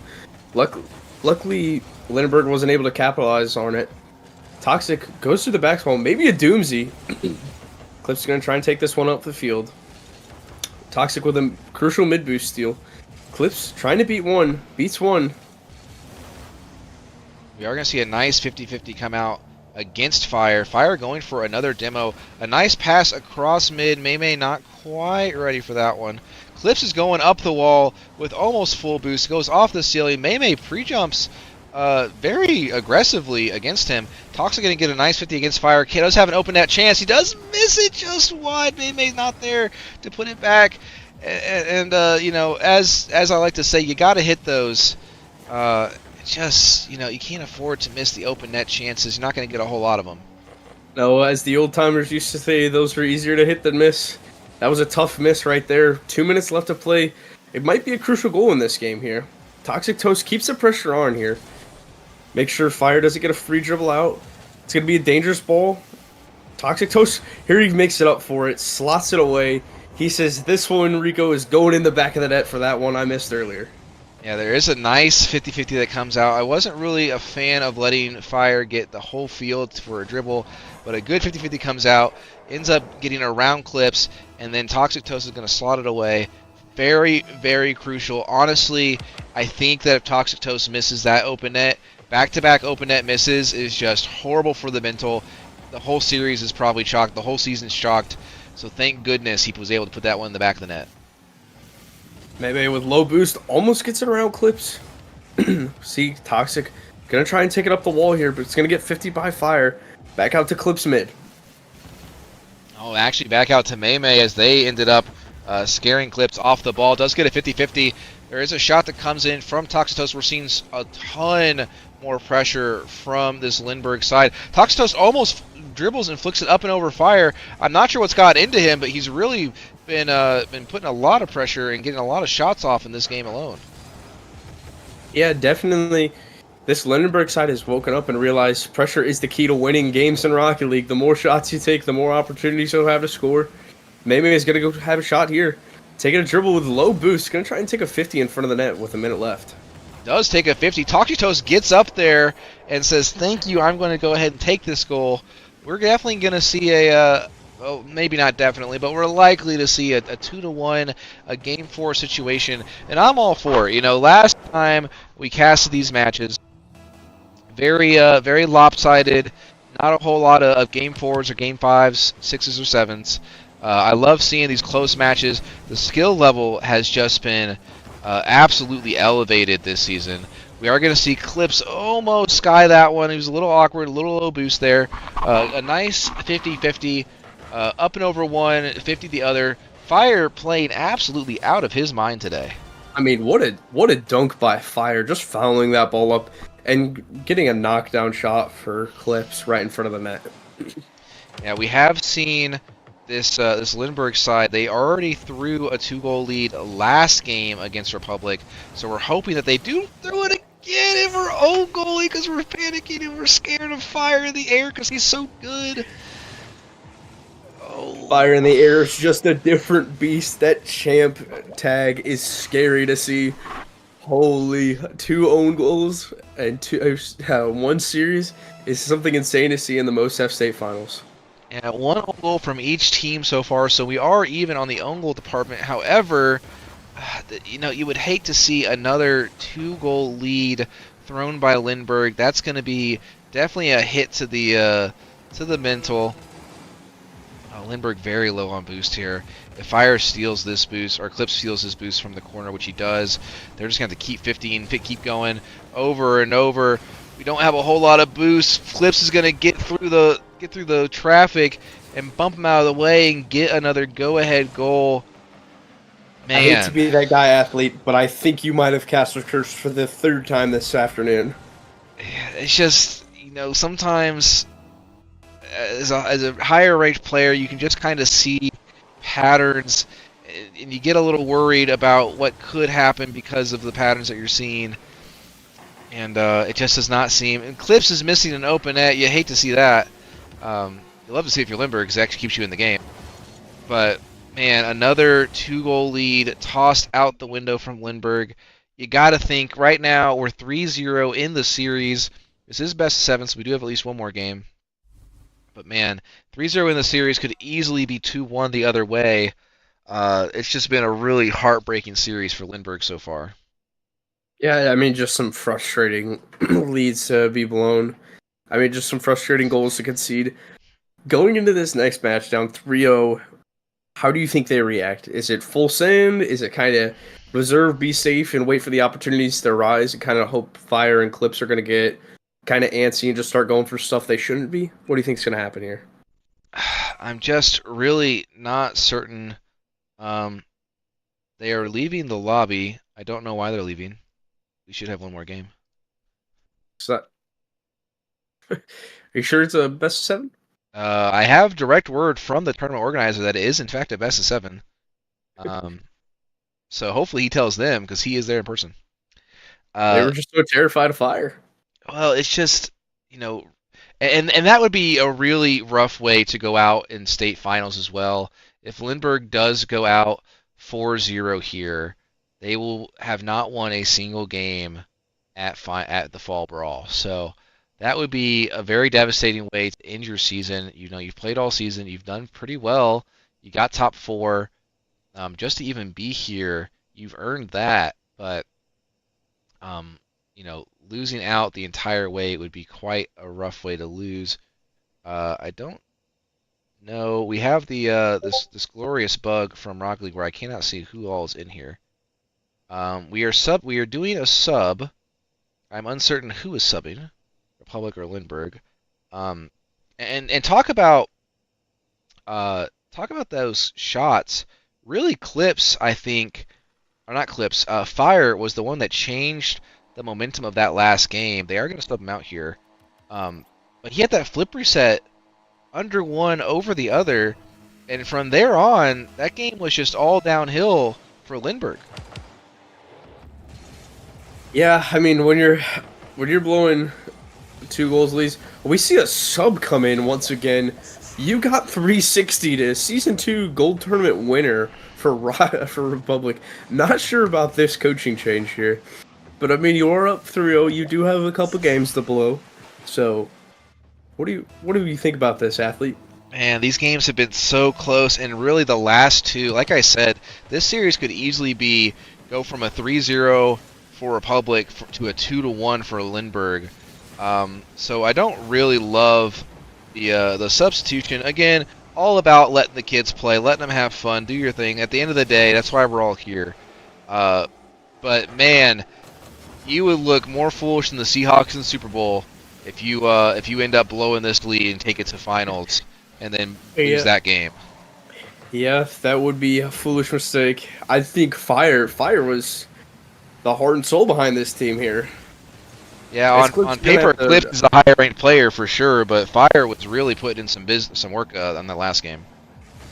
I mean, as a champ one, he was carrying way more than his own weight. Yeah, he was doing very well. And again, I'm not really sure how or where 360 ends up on the ranked ladder. So far, has not worked out for Lindbergh as they did score a nice 50-50 goal, but that could really happen against anybody realistically. So, this game still has been fairly close, closer than a lot of the games we've seen. Um, it's just very questionable to me. Well, 360 is going to get a goal. Maybe he's him. I don't know, or maybe I they're mean, them. he did a little 360 going up for that ball. He did do a 360. He's staying truthful to the name. Clips is hitting clips. 360s hitting 360s. Nothing else to really say about it. Very well done by that player. And it is still 1-1. And now it's 2-1. No 360 on that one, unfortunately. Not sure if he's sticking true to the name after that goal.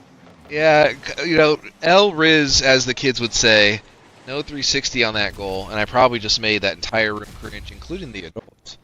That's okay.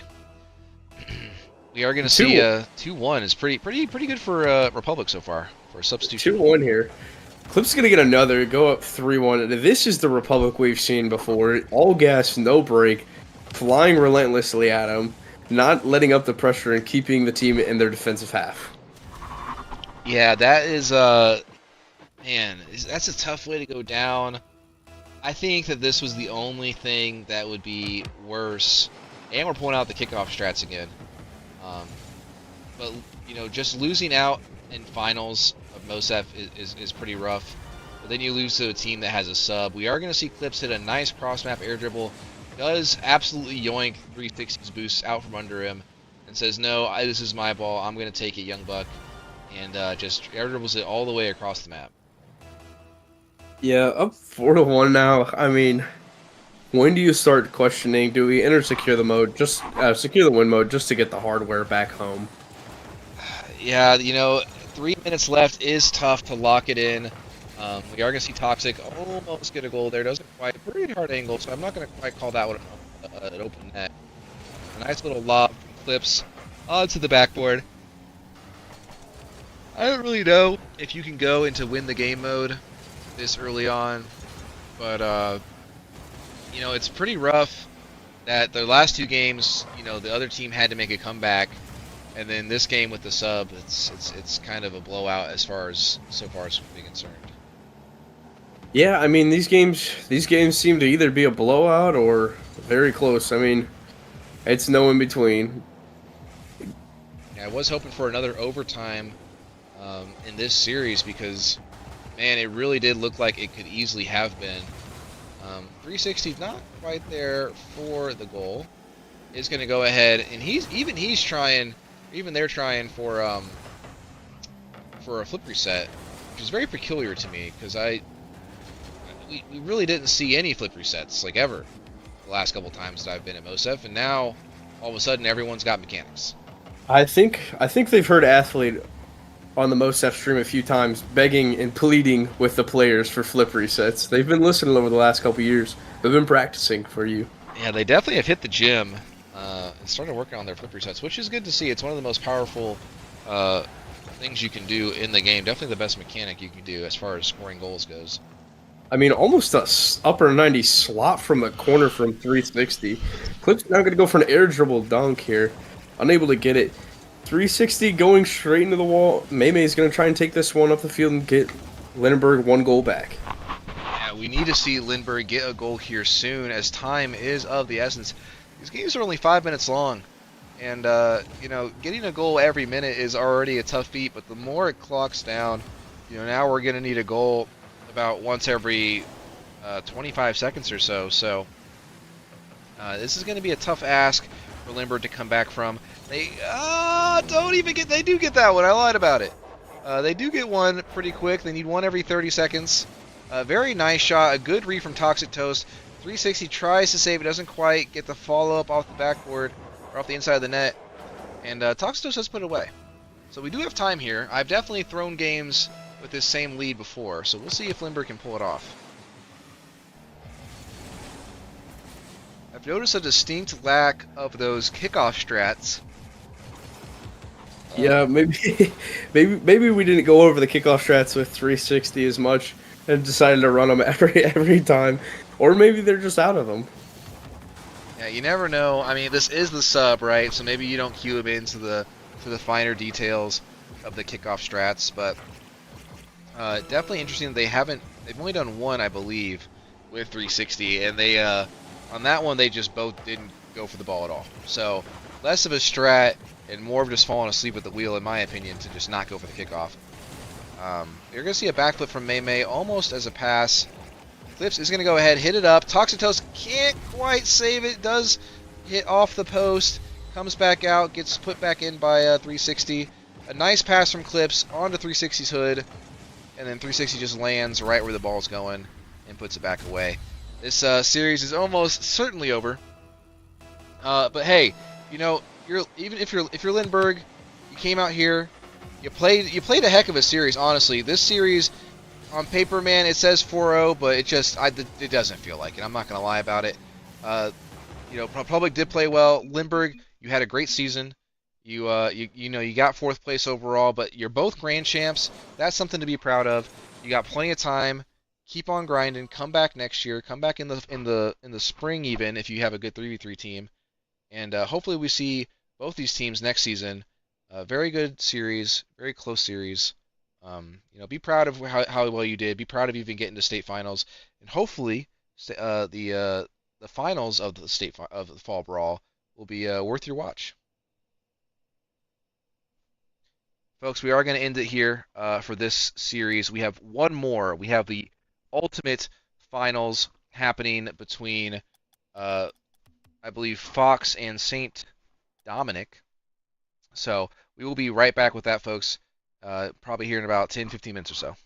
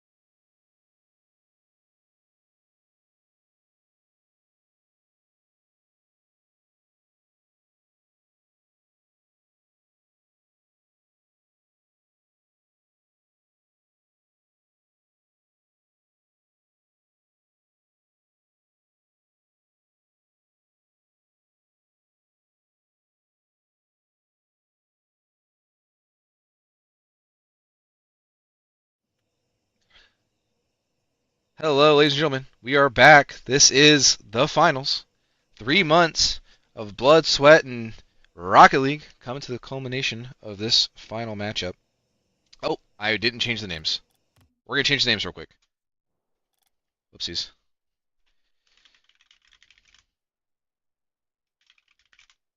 One sec.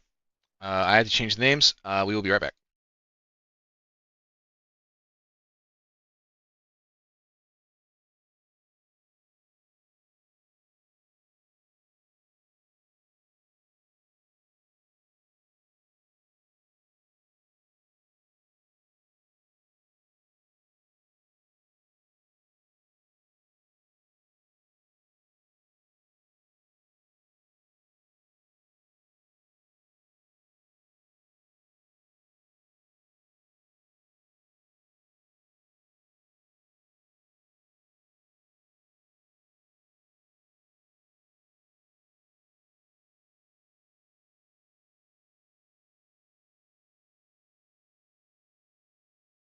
All right. All right, we are back.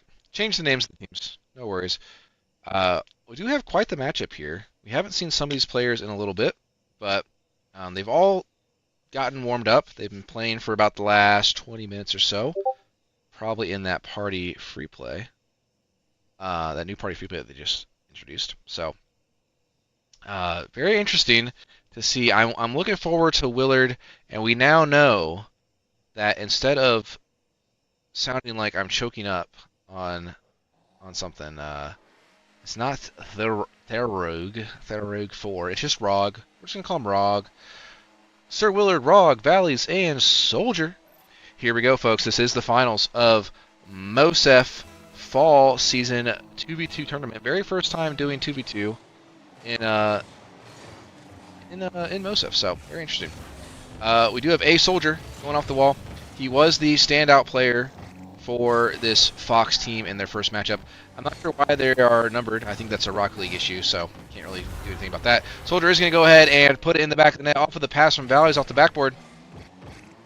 Valleys takes it up and smashes it back into the backboard, and Soldier's going to go ahead and put it into the back of the net. Rico, who are you looking forward to here on this gameplay? Oh, I'm looking forward to Valleys. He's quite mechanical, but he keeps it simple. Just like that. The classic 417 esports specialty right there. Just hit it off the ceiling right into your teammate. It's a very hard ball to read and puts him up 1-0. So, honestly, I'm rooting for Valleys this game. Now, we do have, I think the big difference here is going to be Sir Willard. If he can get off those flip sets and those double tap air dribbles, it's going to be very difficult to stop him. Soldier does get a mistouch in the midfield. Rog is going to go ahead and slam it into the back of the net. I didn't end up looking up Soldier and Valleys, but I did look up Rog. I believe he's Champ 3. Again, another Champ player playing, in my opinion, well above their means. Doing very well in this tournament where, you know, just one person can make a big difference. There's only 4 people on the field. Yeah, and in 3v3, it's not so much you can hide somebody who's a little bit lower ranked, and essentially 2v3. But in 2v2, it's pretty hard to hide if you are significantly underranked and underperforming. Sir Willard going to go ahead and slam it off the back where there is a miscommunication from the Fox side. Rog almost gets the ball up and over, but a squishy save from the Fox players does do well. Sir Willard's going to take this one back for an air dribble. Maybe another flip reset. Valleys is up. I think it's going to be a competition in the air between Valleys and Sir Willard about who can control each other more. Yeah, we're going to see a lot of aerial plays. Valley's taking it up for an air dribble as well. Sir Willard does not get a great touch. Rog does follow it up to stop it at the point of impact for the shot. Doing very well there. The easiest way to block a shot is to get up and close to the person, and then put a hand up as close as you can so you can shut off their angle. Valley's going to try to take it up for an air dribble. Gets a little bit fat of a touch. Rog is going to be able to put that one down.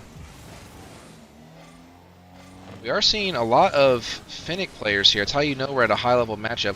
We have Willard going for, I think he was originally trying to shoot it, ends up missing wide left, does follow through for a demo, and it looked kind of intentional to me. That was a very nice pass. Rog going to go ahead and clean it up.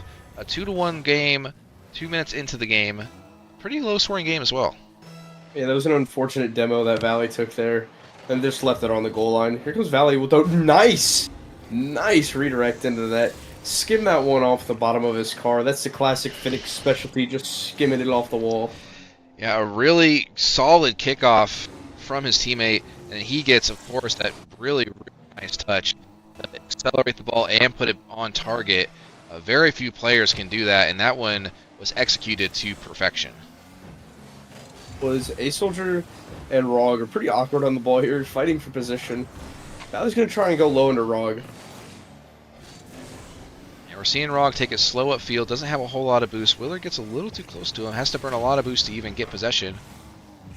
We are going to see Fox put it on target, almost. Valley's almost gets that goal there. Soldier. Very awkward in the defense for Fox here. Sir Willard gets a dribble out. Has composure. Valley makes a great save off the back wall. Rog overcommits, leaves Fox open in the defense. St. Dominic is now on the break. Yeah, Dominic really trying to get a good match here, as they have not played for probably about 2 hours. Valley's going to go ahead, get a flip reset, almost a flip reset into double tap. Doesn't quite have the boost to follow it back up. Teammate can't quite get it either. A good attempt, probably the most mechanical attempt so far. Lots of air dribbles, though, in this game. Lots of flip resets. Just a lot of mechanics for a very high-level gameplay here. It is very high-level mechanics here. And the state finals 2-2 with 1:40 left to play. Yeah, Valley's going to try and take this one up around Sir Willard. Sir Willard just kind of waits. Low boost on the back wall. yeah, Sir Willard is so used to playing Rumble that he knows if he just is a little bit more patient than usual, sometimes he can figure his way out of a tricky situation. It's true. Sir Willard would have liked the plunger in that instance, but too bad it's not Rumble, it is 2v2. A Soldier is now trying to hit it over. Kind of awkward in the offensive half. Willard misses defensive clear. Valley's looking to take this one up. Yeah, 2-2 game going into the final 60 seconds here is going to be a little nerve-wracking. We are going to see Valley's follow up his touch off the backboard, going to put it back in the net. Minute left with 1-goal lead. Got to try to preserve the lead, but that was a nice play to get up and over Willard and into their net. That was a great flick right there by Valleys, and a nice read off the backboard as well to put them up 3-2 with the last minute remaining. Yeah, all in all, done very well. Rog is going to get a double flip reset. Doesn't quite do much with it, but the fact that he's even able to do that is kind of crazy. Yeah, we started the day off wanting a single flip reset. We got a single, now we're on to the double flip resets. Yeah, and from the person who I think is like the third highest rank in this lobby, doing a double flip reset, again, didn't really get a whole lot out of it, but definitely impressive that he even got there. Almost gives up a goal from being a little bit too close, and the opponent's getting a nice solid clear. We're going to see Valleys take the ball for a nice little dribble, tries to get a 50, does do so. His teammate was able to follow it up as well. A pass off the sidewall, shot onto target. Willard can't quite get there, and Dominic going to put away pretty much the nail in the coffin for this game one.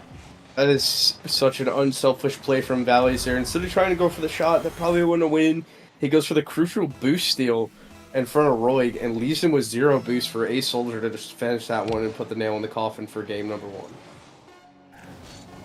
We're not going to see Valley. He's going to take a rip at the net. Doesn't quite do what he probably should have done and scored it, but doesn't really matter. Up by 2, no seconds left on the clock. Soldier's going to go ahead and get a flip reset for fun, just making sure that, yes, it is still possible. They didn't patch it out. St. Thomas is going to go ahead and take that first game. Very well played from them. Very surprised to see Willard take the first loss here. Yeah, I mean, it's surprising considering what we saw in game number 1 just a series ago with Fox just dominating and coming straight out the gate, just shooting. What do you think kind of the keys going into game number 2 are for Fox? I think if Fox wants to take this trophy home, they're really going to have to rely on Willard to get a little bit more quality touches, a couple more rips on target. They really were falling a little bit behind in the shot department. I will say that Valley's definitely peaked on that redirect. And a lot, I don't know if all their goals were very repeatable for the Dominic side, so that might bode well for Fox. Yeah, I think Fox's main concern here is just kind of getting Willard involved, like we saw earlier in the day, as he was scoring the majority of the goals. Now he's kind of getting limited by Valley. Valley was getting some great challenges in the defensive half. Yeah, we saw Rog do very well in the last game, but Willard was just kind of getting slowed down a little bit. Overall, I think that the possession was pretty even. Just a couple more shots went the way of Dominic. We see a double commit out of defense come out of St. Dominic early in the match. Could have been capitalized on if Willard was a little bit more up. Valley's going to get a nice air dribble. It's going to start the game off 1-0 for St. Dominic in the state finals. Yeah, really, this all comes from a Soldier. Locked wheels with Rog, goes and takes out Sir William. You know, playing a 1 versus 0 game is pretty easy when you're Valleys. That was a must go in goal. He was free from half field and beyond, and just walks that one in. A Soldier's up for it. Gets an unlucky touch here. Sir Willard's just going to play a little ping pong to start this game off. We are seeing Valleys almost go for a psycho. Ill-advised, as that is a very dangerous and risky play. Sir Willard is going to go ahead and put it back where it came from, away from Valleys and away from Soldier in the bottom right-hand corner. Wouldn't necessarily be going for psychos in the first 30 seconds of game 2. This is Sir Willard we saw earlier in the day. Just a guy who's going to clean up the mess or a guy who's going to peek, you know? Here he comes again, trying to get another one. Almost sneaks that one in, but just hits the post. Roy is on that ball. Soldier's going to try and carry this one. Valley's going to pressure here. Yeah, Rog has been doing a good job of keeping pressure, making sure that he has boost, making sure that Willard is able to do his thing. He's a really good player to enable a player like Willard to be able to do what he wants. And Rog is still getting goals. He's still out here scoring goals. He's still out here cutting off passes, out here getting assists. He's a very functional part of this team for sure. It's an interesting move to sub Rog back in. Could that be the right option? We don't know. We'll see here in game number 2. You do see a shot from a Soldier, just barely ricochet off of the post and out. A go-ahead goal, but they'll get another chance here as soon as they are keeping a lot of pressure. Don't quite steal the boost from Wheeler like they needed to. Soldier is going to get a triple tap off the backboard. Valley is also going to get a double tap opportunity, but if he would have stolen that boost instead of Willard having the boost, probably could have scored that double tap. Instead, they're now getting to play defense and hopefully break out of their half sooner than later. It's going to be an awkward ball for Valley to deal with. Gets a great 50. Can he get around Roy for the goal? Gets bumped. It's going to be awkward in the corner for Roy. Low boost. Soldier just misses the boost steal, which is crucial. Yeah, that boost steal is going to come back to haunt Soldier. They could have had a long-standing offensive attack. Instead, they get to play defense simulator again. It's all going to come down to these boost grabs. If Willard and Rog are both able to make do with the boost that they are given, giving them more boost is going to make them even stronger. They're going to get even more goals, even more shots. It's going to be a lot harder to play the game if you don't start stealing their boost. Stealing the boost is so crucial late in these matches. You get awkward, you get antsy, and then your no boost on top of it just creates a disaster. Valleys with a nice overhead save. Well done to put it off the backboard. Difficult to get those sometimes. We are seeing more defense from the Fox side. Soldier is going to be able to get out of defense. Does pop it up. Rog gets up and active. Does not allow Soldier to just get a free touch. And now they're going to go play back some offense. Ooh, we see a kill from Valleys. A well-placed demo there. Very well done. Placed a great save from Soldier. Rog somehow was able to put that on net. Valley's going to maybe go for a flip reset here. Unable to get it. Sir Willard has a bunch of time on the wall. Going to try and go for another flip reset like he has in the past. Yeah, going off the wall with very little boost can't do a whole lot. You can get that flip reset and be threatening, but if no one bites, there's no point into flipping for it, as you're just going to put yourself out of position. And we really have seen a big change here, as Willard is going to go ahead and put another shot on target for the St. Dominic side, or against the St. Dominic side. We've seen a big shift in momentum here, as they have just been on permanent defense and not really getting to play a whole lot of offense. Yeah, this is the Fox we saw earlier in the day. Just relentless pressure, unwilling to leave their half, and just keeping the other team boxed in. Great save from Willard. He was able to get back quick enough to make that one. He's going to try and carry this with no boost. Roy with 100. They both double on that ball. Is Valley going to be able to catch up to him in time? Not quite. He does go ahead and steal that corner boost from Willard, although Soldier just leaves the mid boost for Willard, so stealing his corner boost earlier didn't really do anything at that point. Rog is going to be low boost here, does grab his corner, almost gets ceiling shotted by Valleys. There's going to be a touch over for Rog. Soldier's going to go ahead and leave that ball for Valleys. Valleys just going to lackadaisically shoot that ball at Willard. Of all people in this tournament, that's not going to miss that save. It's definitely going to be Willard.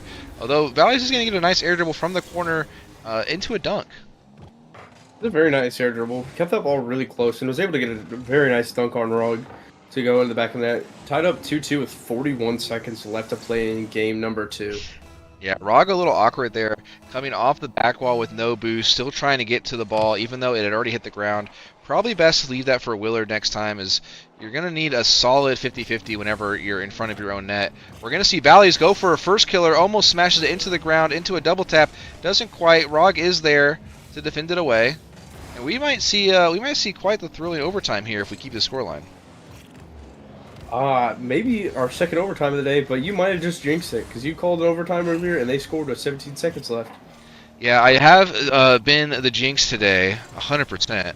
But this time, I think that the defense will hold up against my jinx.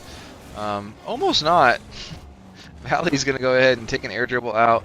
Willard is going to get a last-second dribble toward the net. Valleys bumps his teammate, even though his teammate easily had that save. And now, all of a sudden, we're going the opposite way, and it might be able to be a goal for St. Dominic.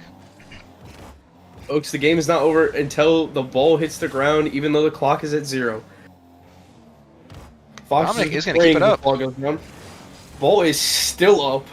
Kept up by Fox. Willard trying to get it past mid. Ooh, a crucial miss by Valley. Unlucky for Roy. He was not there to secure that. Yeah, Rog just didn't have enough boost to get up there. A very nice pass from Dominic and a thriller of a 0-second play there. Went coast to coast twice, I believe. So pretty exciting. We do end up getting our second overtime of the day. A well-deserved overtime, as both of these teams have really had to struggle and fight to get the goals that they do have. No freebies have been given on this game.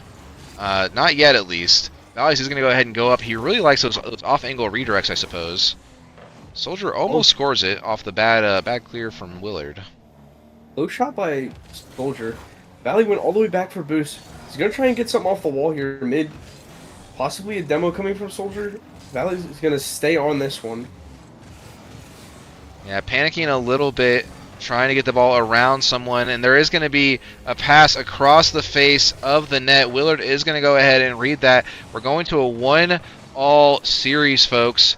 Not the greatest hit from Soldier. You really want to go up and over your net. You don't even want to give it a threat of getting dunked or shot at by putting it in front of your net like that.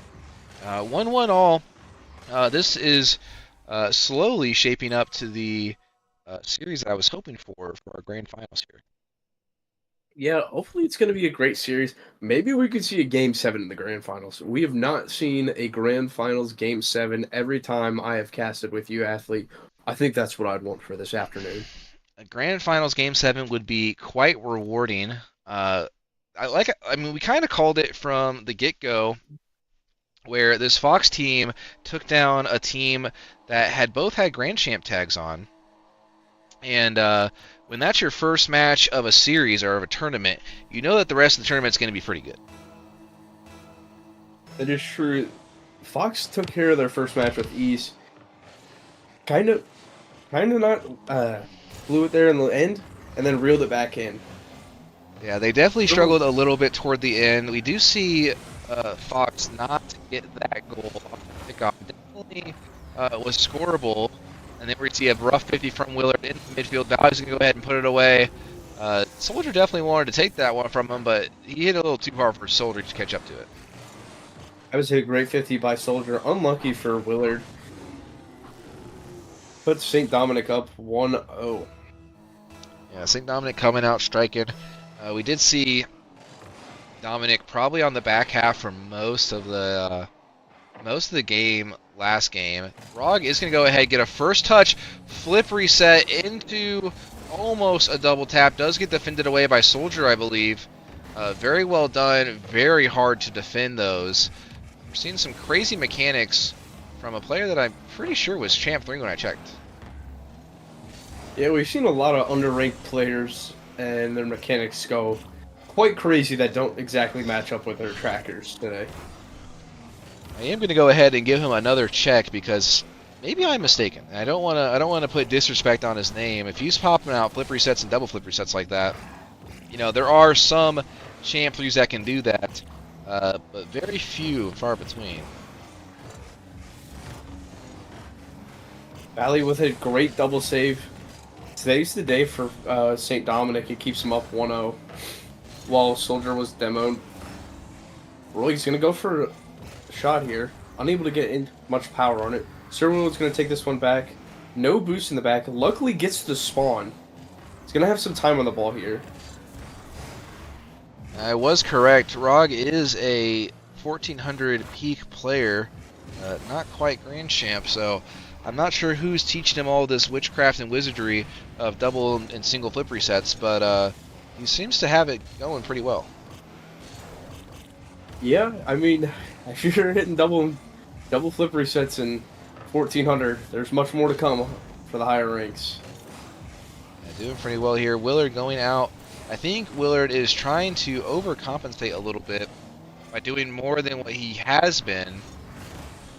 Maybe he feels like that's what won them the last game. Rog is going to dive for that ball. Soldier is going to try to put it on target, but just misses wide. It was a tough shot to be sure, but again, folks, when you're at this level, you really have to take your opportunities when they come because they are not going to be frequent. Yeah, it was a tough miss there from Soldier. Valley, or St. Dominic does keep the pressure. Valley's up for this one. Roig's up for this one, off the back wall. Everybody's up in the air here. Servo is going to look to take this one slowly. Roig's up there bumping. Yeah, Rog almost got a bump, and he kind of needed one as Willard got stuffed by both of the Dominic players. And then Rog misses his mid boost, turns back around for it. Cardinal Sin. Oh no, that was Willard that missed the mid boost and turns back around for it. You can't turn back around for boost. If you miss it, you miss it. Too bad, so sad. You got to get back. And that ball gets dunked into his net and punishes him for it. That is one of the worst things you can do in this game is once you miss a boost, you miss it again and go back for it. We see a kickoff goal. We've seen a lot of kickoff goals in these last two matches. Yeah, but this doesn't really come off of any certain strategy. It just comes off of a better cheat. A 3-0 lead is pretty strong from Dominic with only 2 minutes left. I'm not sure if Fox can be able to dig out of this one. We might be seeing a 2-1 to the Dominic side. Yeah. As you can see here in game number 3, Valleys is carrying the boats and the logs. 3 goals and 4 saves. Yeah, we were seeing a lot of back and forth, a lot of offense, a lot of defense. It's good to see that there has been a lot of chances. That does worry me a little bit because one of the best ways, and we see another nice outspeed by Soldier getting up and over Rog. Rog has no boost. Soldier gets up early. Very well done.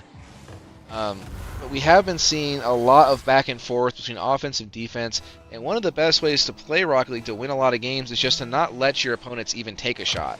Sure, you don't get the points for the assist. We don't really care about points here. We care about shutting down the opportunities before they even happen, and it doesn't seem like really either side is doing that. So that might be something to exploit if you're Fox and trying to figure out what's going on. Definitely, I think that's a great way to exploit them. Down 4-0 with a minute left. It's unlikely they're going to come back and win. Take a major way, just score a goal. That'll get some confidence going back in. Roy's able to just tuck that one in. It was a very nice demo from Willard here. Yeah, he does a good job. Willard gets a demo, gets a beat to Valleys. I don't know why Valleys is out in the corner with full boost. He's got 4 goal lead with 1 minute left. Doesn't need to get caught in the corner like that. Rog is there for the mid pass. Willard does outspeed him. You do need to get some momentum here. I'm not going to say it's impossible to win this game, but Valleys is playing out of his mind, nailing that early pre-jump. Rough hit from Rog, does smack into the ceiling. he saw First Killer play in the Regional 2 finals, and he said, I want to do that. So he smacks into the ceiling, and he gets punished just like First Killer did. Yep, 5-1. It's gonna be a tough way to come back in under a minute. Kinda, how do you limit the damage going into Game 4? I think you just have to chalk this one up as a loss. Got to start thinking about what went wrong, what kind of goals this other team scored. Really, a lot of their goals, a couple of them were quality, but a lot of them were just open nets. So you got to really shore that up. Really got to start looking toward a little bit more pressure in the midfield. We can't just be, doing a Civil War type of reenactment and marching from one side to the other every single time someone gets the ball. There's got to be some cutoffs. There's got to be some dunks and some 50s. Just like right there, Rog ends up getting a 50-50. It's favorable for him, and he ends up getting an open net because of it. Like we were talking earlier, we've seen some crazy things happen. I mean, here comes a fake kickoff. 2-goal lead, 34 seconds. It could be blown. It has been blown earlier today. Certainly not impossible, although we did just see them pull out a trick of from their bag in a game that they're most likely going to lose anyway, even if they do hit the kickoff. I don't know if I love that decision making, as if we get to Game 7 overtime, that would be a phenomenal play to pull out. But now St. Dominic is ready for it. They're gonna know that you're able to do that kind of stuff, and they might counter it now. Yeah, for the folks watching at home, that fake kickoff is like a fake punt in football.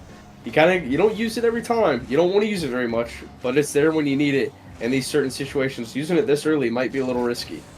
Well, it's not even about it necessarily being early. I don't necessarily care that it's early in the series. I care that it's in a game that you're likely going to lose anyway. You're down by 3. Why are you pulling out tricks out of your bag to get one goal when you're going to lose? Pull it out when it's overtime. Pull it out when you need a goal to take it to OT, or pull it out when you need a go-ahead goal to win a game. I'm happy to win a game that way, but if we get to Game 7 and now all of a sudden Dominic knows that you have the Spanish kickoff in the bag, they might be looking out for it now. Yeah, I would definitely be looking out for that fake kickoff or some sneaky coming off the kickoffs. Now, every time they're down in a situation or the game's tied. Yeah, it just seems a little silly to me to be pulling that deep out of your bag, but we'll see how it goes. Fox may prove me wrong. We are going to see Soldier get a nice shot on target, almost gets it going with a quick goal. Rog is going to take it for a slow air dribble, slow motion. It doesn't quite get his flip reset the way he wanted. Valles is going to go for a flip reset of his own. A flip reset into Musty, that would have been absolutely disgusting if he ended up shooting on target. What a save by Willard. No boost. Can Soldier turn on it? And Soldier can. Yeah, Valles just had, I think, the play of the tournament. Even though it didn't go in, that was an insane setup. Willard was able to get a save on Soldier's first shot, but not able to get the second one as Soldier tucks that in the bottom left corner. Rog ends up with no boost, hitting the ball across the face of his net, right into an opponent. Can't be doing that. You almost got out of a very sticky situation between the mechanics and the close range shots. Valles is going to get a flip reset, a first touch flip reset, and absolutely smashes it into the far post. A lot of power on that one. Yeah, definitely a lot of power coming off that ball. It's just an insane performance coming out of Valley and a Soldier in game number 4. And we're already starting off hot for Dominic. This is a very big game, as after this game, the series will either be tied at 2-2 or it'll be 3-1. And for me, getting 3 wins in a row, even in ranked, is kind of difficult sometimes. We are going to see Valles get another shot up and over the left defender. We're only a handful of seconds into this game, and we're already down by 3. If we go down to 3-1 in a dominating fashion, I really do not foresee Fox pulling this one out to take the championship. Yeah, going down 3-1 would be less than ideal here. Valles gets a nice touch up and over. Rog has very little boost. Soldier doesn't realize it, however, and ends up letting him get out of jail for free. Valles cuts off the midfield pass. I think I may have given the wrong team the playbook of of challenging in the midfield. Valleys cuts it off, gets a free goal for it, and down by 4, just barely over a minute into this first game or into this fourth game. It's going to be quite the comeback if they can make it happen here for Fox. Definitely will need quite the comeback for Fox. Valley's going to go ahead, take a rip, shoots it just over the crossbar. Doesn't quite get the goal they're wanting. But realistically, you don't need a goal anymore. I'm not saying you got to go into win the game mode. You don't got to play conservative necessarily. But you certainly don't need a goal. At this point in my ranked experience, I would say that if one more goals gets scored, the other team usually would just forfeit because it's past 3:30 and you're losing by 5. This is a tough game to swallow. There's not much you can do when you're down 4-0, 5-0 this early in the game. I mean, it's just such a toll on the mental when you go down by 4 early on in the game, and then you have to try and claw your way back, and all the team is doing is just time wasting. They're just taking slow air dribbles, or they're going to the corners, and you're just trying to fight for that ball. Yeah, it is going to be very difficult to make the comeback here at this point. Digging yourself out of a hole game after game is not really where you want to be. Sure, you can get out every now and then. And Wheeler does get a nice dunk goal. Has to kind of force in that house, even though we're only halfway through the game. You can definitely dig yourself out of some of these point deficits sometimes, but relying on doing that on a consistent basis, you're not the Kansas City Chiefs, okay? You just can't do it. It's just not how that works. You can't make a comeback every single game. And honestly, you don't want to. Why would I want to make a comeback every single game? I would rather take a comfortable win every now and then. You know what I'm saying? Ace's going to take this one up the wall. Roy's going to challenge. Pass it back to Sturwood. Sturwood's going to go off the wall. Maybe a read here. Unlucky. Soldier's going to try and go off the back wall. Valley's up for this. Valley get a dunk, and Valley does get the dunk. Valley, I think, today, if we had to call it right now, Valley is player of the day. Yeah, I think Valley's is. He's getting up quick. He's smashing the ball with some power and some confidence. It's going to be very difficult to beat a player like that. Those types of players, once they start rolling, they just don't stop. You know, they're hard to get there. Sometimes it'll be difficult to get them going. But when they start putting the ball in the back of the net, when they start seeing that they can just go for double taps and quick aerials and just beat you, it's almost the nail in the coffin already. Yep. I mean, Valley's just keys of consistency today. It's just putting the ball on frame, and it's been working for him. We're going to see him get another one here. Just slots that one right down the middle, going up 6. Can we get our second Brazil of the tournament? We certainly might. This is not looking good for our grand finals game 7 hope. Now, Fox was the team that got Brazil earlier. Are they going to get Brazil again? They can. That would be pretty tragic, actually. Unfortunately, for Fox, it is their reality.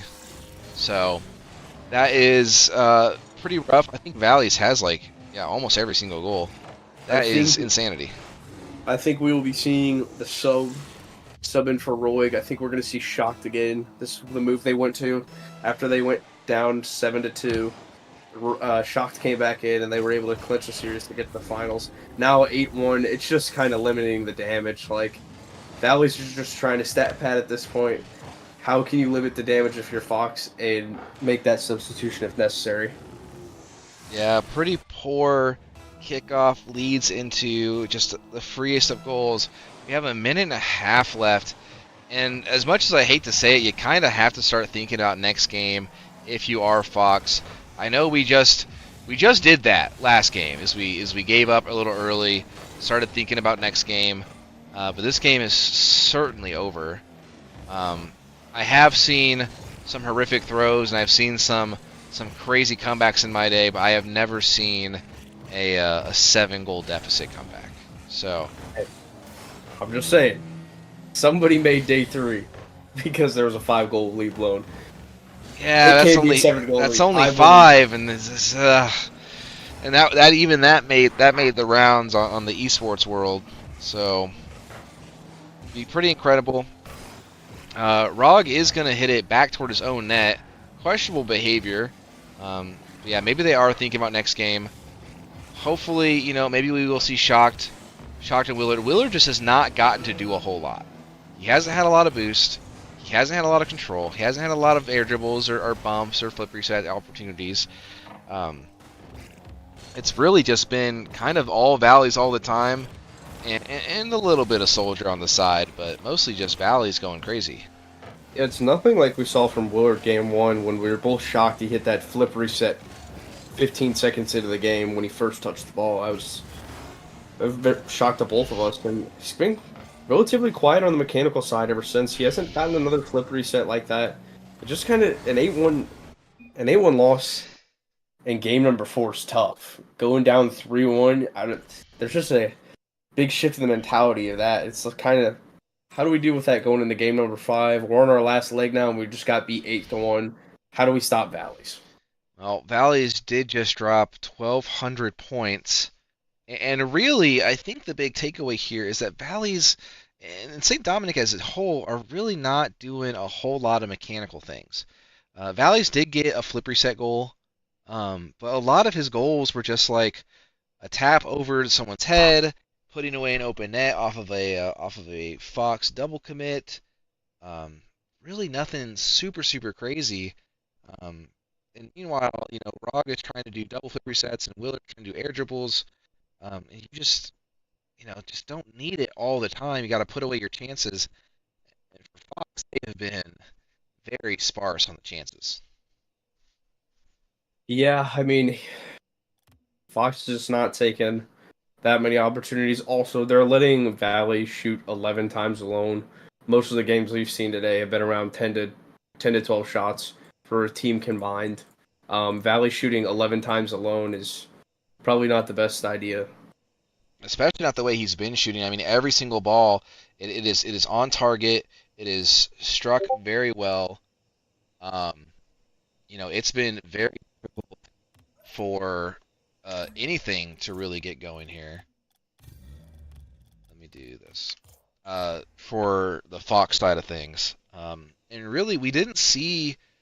Maybe Valleys was sandbagging in his first series, but we didn't really see him doing as much as he's doing right now with the flip resets and the hard shots and the pre-jumps and the backboard reads.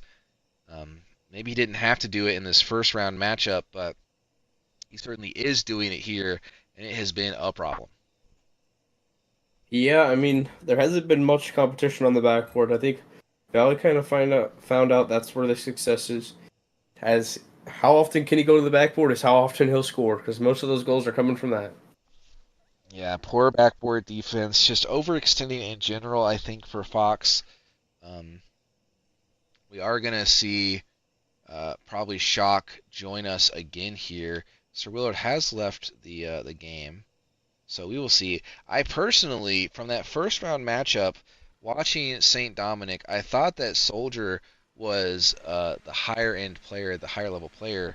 But now I'm thinking that it might be Valleys, as he has just really been killing it as far as shooting goes. Yeah, I mean, shooting 7 for 11 is kind of unheard of in Rocket League. That's quite the day. Yeah, it's pretty unstoppable. Granted, a lot of the goals, like I said, they were just open nets, which is kind of a symptom of Fox's gameplay so far.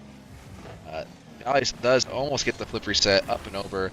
Willard is going to strike it hard, almost catches Valleys off. If he shot it to the far side of the net, he may have gotten that goal. Shock's going to tap it off the sidewall to himself, shoots it anyway. Willard having a hard time. Oh, could have had a strike on target. Valleys has no boost. Willard has no boost. No one has any boost. But Shock is going to go for it anyway and ends up putting it in the back of the net. Yeah, I think the decision to make the sub might have been right here in this case. Saw H Soldier and Valleys were just really low boost. Couldn't get the ball out of their half, and it was super awkward there. And Fox was just able to capitalize. I think going into this game, St. Dominic's got to reset completely and completely forget about how they just 8-1'd Fox. I mean, Fox is down to their last leg. They're going to be chippy. They're going to be scrappy. Here they come back, though. St. Dominic ties it up at 1. Yeah, a failed flick from Valleys leads to Sir Willard free jumping the save. Doesn't get a good touch. A Soldier's going to go ahead, cleans it up as easy as you can. It is going to be a 1-1. I don't know how repeatable that is because I don't really think that Dominic expected to flick that ball so poorly. But regardless, it is 1-1 for now. Willard's going to take it up for an air dribble. Might go for a bump. Doesn't quite. Valleys puts it away, even though it was a little over anyway. We are going to see Shock get 1-on-1 isolated with a Soldier. Does defend it fairly well. But we're not seeing a whole lot of Valleys going with the air dribbles yet.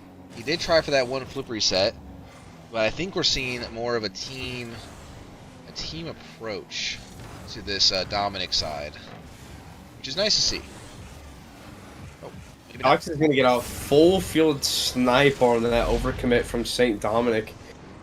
But I thought it was going to be a passing play here to good old Willard. He's just going to tap it in, but he let his teammate Shock just take that one. Yeah, Valleys follows up the hit a little bit too soon. Soldiers not ready to receive the pass, and 2, not even rotated back yet. So whenever the Valleys smashes it off the corner wall, it just goes center for the Fox player to snipe it across the entire field. We are seeing a different game from Fox. It does seem that they are playing into their strengths, which have been mostly defense so far, and then capitalizing, especially that last play. Yeah, Shock kind of here awkward in the air. Sir Willard takes it. I was going to try and catch. Takes a 50. Sir Willard's going to take this one off the wall. Valley's pre-jumping. A Soldier's up for this one. Tries to beat. Unable to. Valley's going to go to the sidewall again. Soldier's going to take it up the wall. Might try to get it up and over. Valleys is going to get a nice first touch onto the back wall into a flip reset. Almost tries for the double tap. Can't quite. No angle to be had. Willard is going to go ahead and threaten the shot on target. Does not take their boost again. I really, really, really need them to start stealing boost, as without boost, Valleys is going to be very hindered on what they can do. That is true. Valley's key to success has been his boost management. He's been full basically the entire game. Willard and Shock have been doing a great job this game of stealing the boost and keeping them super low. Yeah, we need to get a little bit more boost stealing, especially whenever it comes to stealing from Valleys. Not too worried about Soldier, although Soldier is going to go ahead and rip that on target. Willard does spawn in time. Diving save. Shocked, I feel like is playing fairly well with Willard, though. And maybe this is why you bring along a sub. Maybe they're very similar ranked, but sometimes they're vibing with Willard more than the other. Yeah, I mean, it appears they're vibing more than the other, because one is up 2-1, the other one was down 8-1. Shocked and Willard are having some great chemistry right now. They've totally eliminated Valley's aerial presence because they keep stealing the boost from him. Yeah, very difficult to do much when you don't have a lot of boost. Boost is literally the only resource in Rocket League. So if you can steal it, they don't have a whole lot. It's going to be very difficult for them to stop. That being said, though, we do see Willard ends up missing the ball, leaves Shocked basically in a 2v1. Ball gets hit up and over him, and Valleys is there to clean it up. Can't be missing easy balls like that in defense, especially when it's unprovoked, because you just beat yourself and you leave your teammate in a pretty rough spot. Yeah, 2-2, game number 5 with 1:10 left. A Soldier almost gets a nice shot. Valley rips it and hits near post. Gonna have to get back and defend this one from Shocked. Both gonna double commit on this one. A Soldier's gonna try and go off the ceiling. Shock just barely gets a touch of that one. Willard's just gonna bang it. We're gonna play ping pong for a little bit here. Both teams are looks like they're a little anxious here going into this last minute of play. Yeah, you're only up by 1. You really can't afford to lose this one, especially Fox, because if they lose this, that's it, folks. That's all she wrote. So maybe you play a little bit more conservative, but man, you still do really need to get that goal. And in my opinion, well, there it goes. Okay. I was going to say, in my opinion, you really want to get that goal as soon as possible, because the longer you allow St. Dominic to be playing the game, the more chance they have of scoring over you, because they seem to be just more cohesive in general. Yep, this is an official secure the win mode. This isn't even secure the win mode. Secure the state championship for MOSEF mode. We see St. Dominic was able to get one. A Soldier's kind of cherry picking there. This could be the nail in the coffin though. 2 goals up with 18 seconds left. It looks like the state championship's coming home to St. Dominic's. Yeah, and I will say this was a valiant effort. At the end of the day, I believe St. Dominic came in as the 1 seed. They had won the most matches in their class. I do think that it is commendable that Fox tried to put in a sub, tried to mix it up. It obviously worked, at least to a certain extent here. I would rather lose 4-2 than 8-1, that's for sure. But just too little, too late, and honestly, just not enough of a difference. I think that Dominic is just the more complete team at the end of the day. But man, just like I was talking about Lindbergh in the last series, you guys all did very well. Whole season, you have a 3v3 season ahead of you. I believe most of you have at least another year, if not 2 or 3, left to play before you get recruited and zooped up for college. I believe everyone in this lobby, or everyone in this tournament that made it to this Final Four could definitely play at a college somewhere. So keep your heads up held high. You all did very well this season. Very proud of how far not middle school, but how far Rock League in Missouri has come in general. Because the level of play was just ridiculous today. Much better than I think Tyler and I originally thought was going to be. So very well done. Keep grinding and great job. Rico, do you have any final parting words for us Yeah, I here? mean it's an honor to always cast with MOSEF. Starting last December, we watched the finals. They were fun to watch, but the level wasn't that high. Middle school got a little bit better in the spring when I cast that, and then casting this, I thought it was going to be the same, and the level was just insane today from all the students. It was an honor casting you guys. I hope you enjoyed it. This will be a special run you'll remember with your friends for the rest of your lives. So just whether you got fourth, third, second, or first, it'll always be special to have that trophy in your school and just kind of remember these moments with your friends for life. Yeah. So it was an honor casting you guys, and thank you very much for having me an athlete today. Yep, congratulations on the state championship. I've been athlete from OTC, and Rico is Tyler from Drury University. Local universities that are always an option for you to come play esports at. Don't forget that colleges definitely want probably all of you players. You all played very well. Also, Congratulations to St. Dominic. What's up? Drew's coach Tyler Clinton is there, so if you're interested in some college Rocket League opportunities, I'm sure he'd be more than willing to talk to you about some opportunities. That is very true. Thank you for all for having us. We will hopefully be back in the 3v3s next year, hopefully.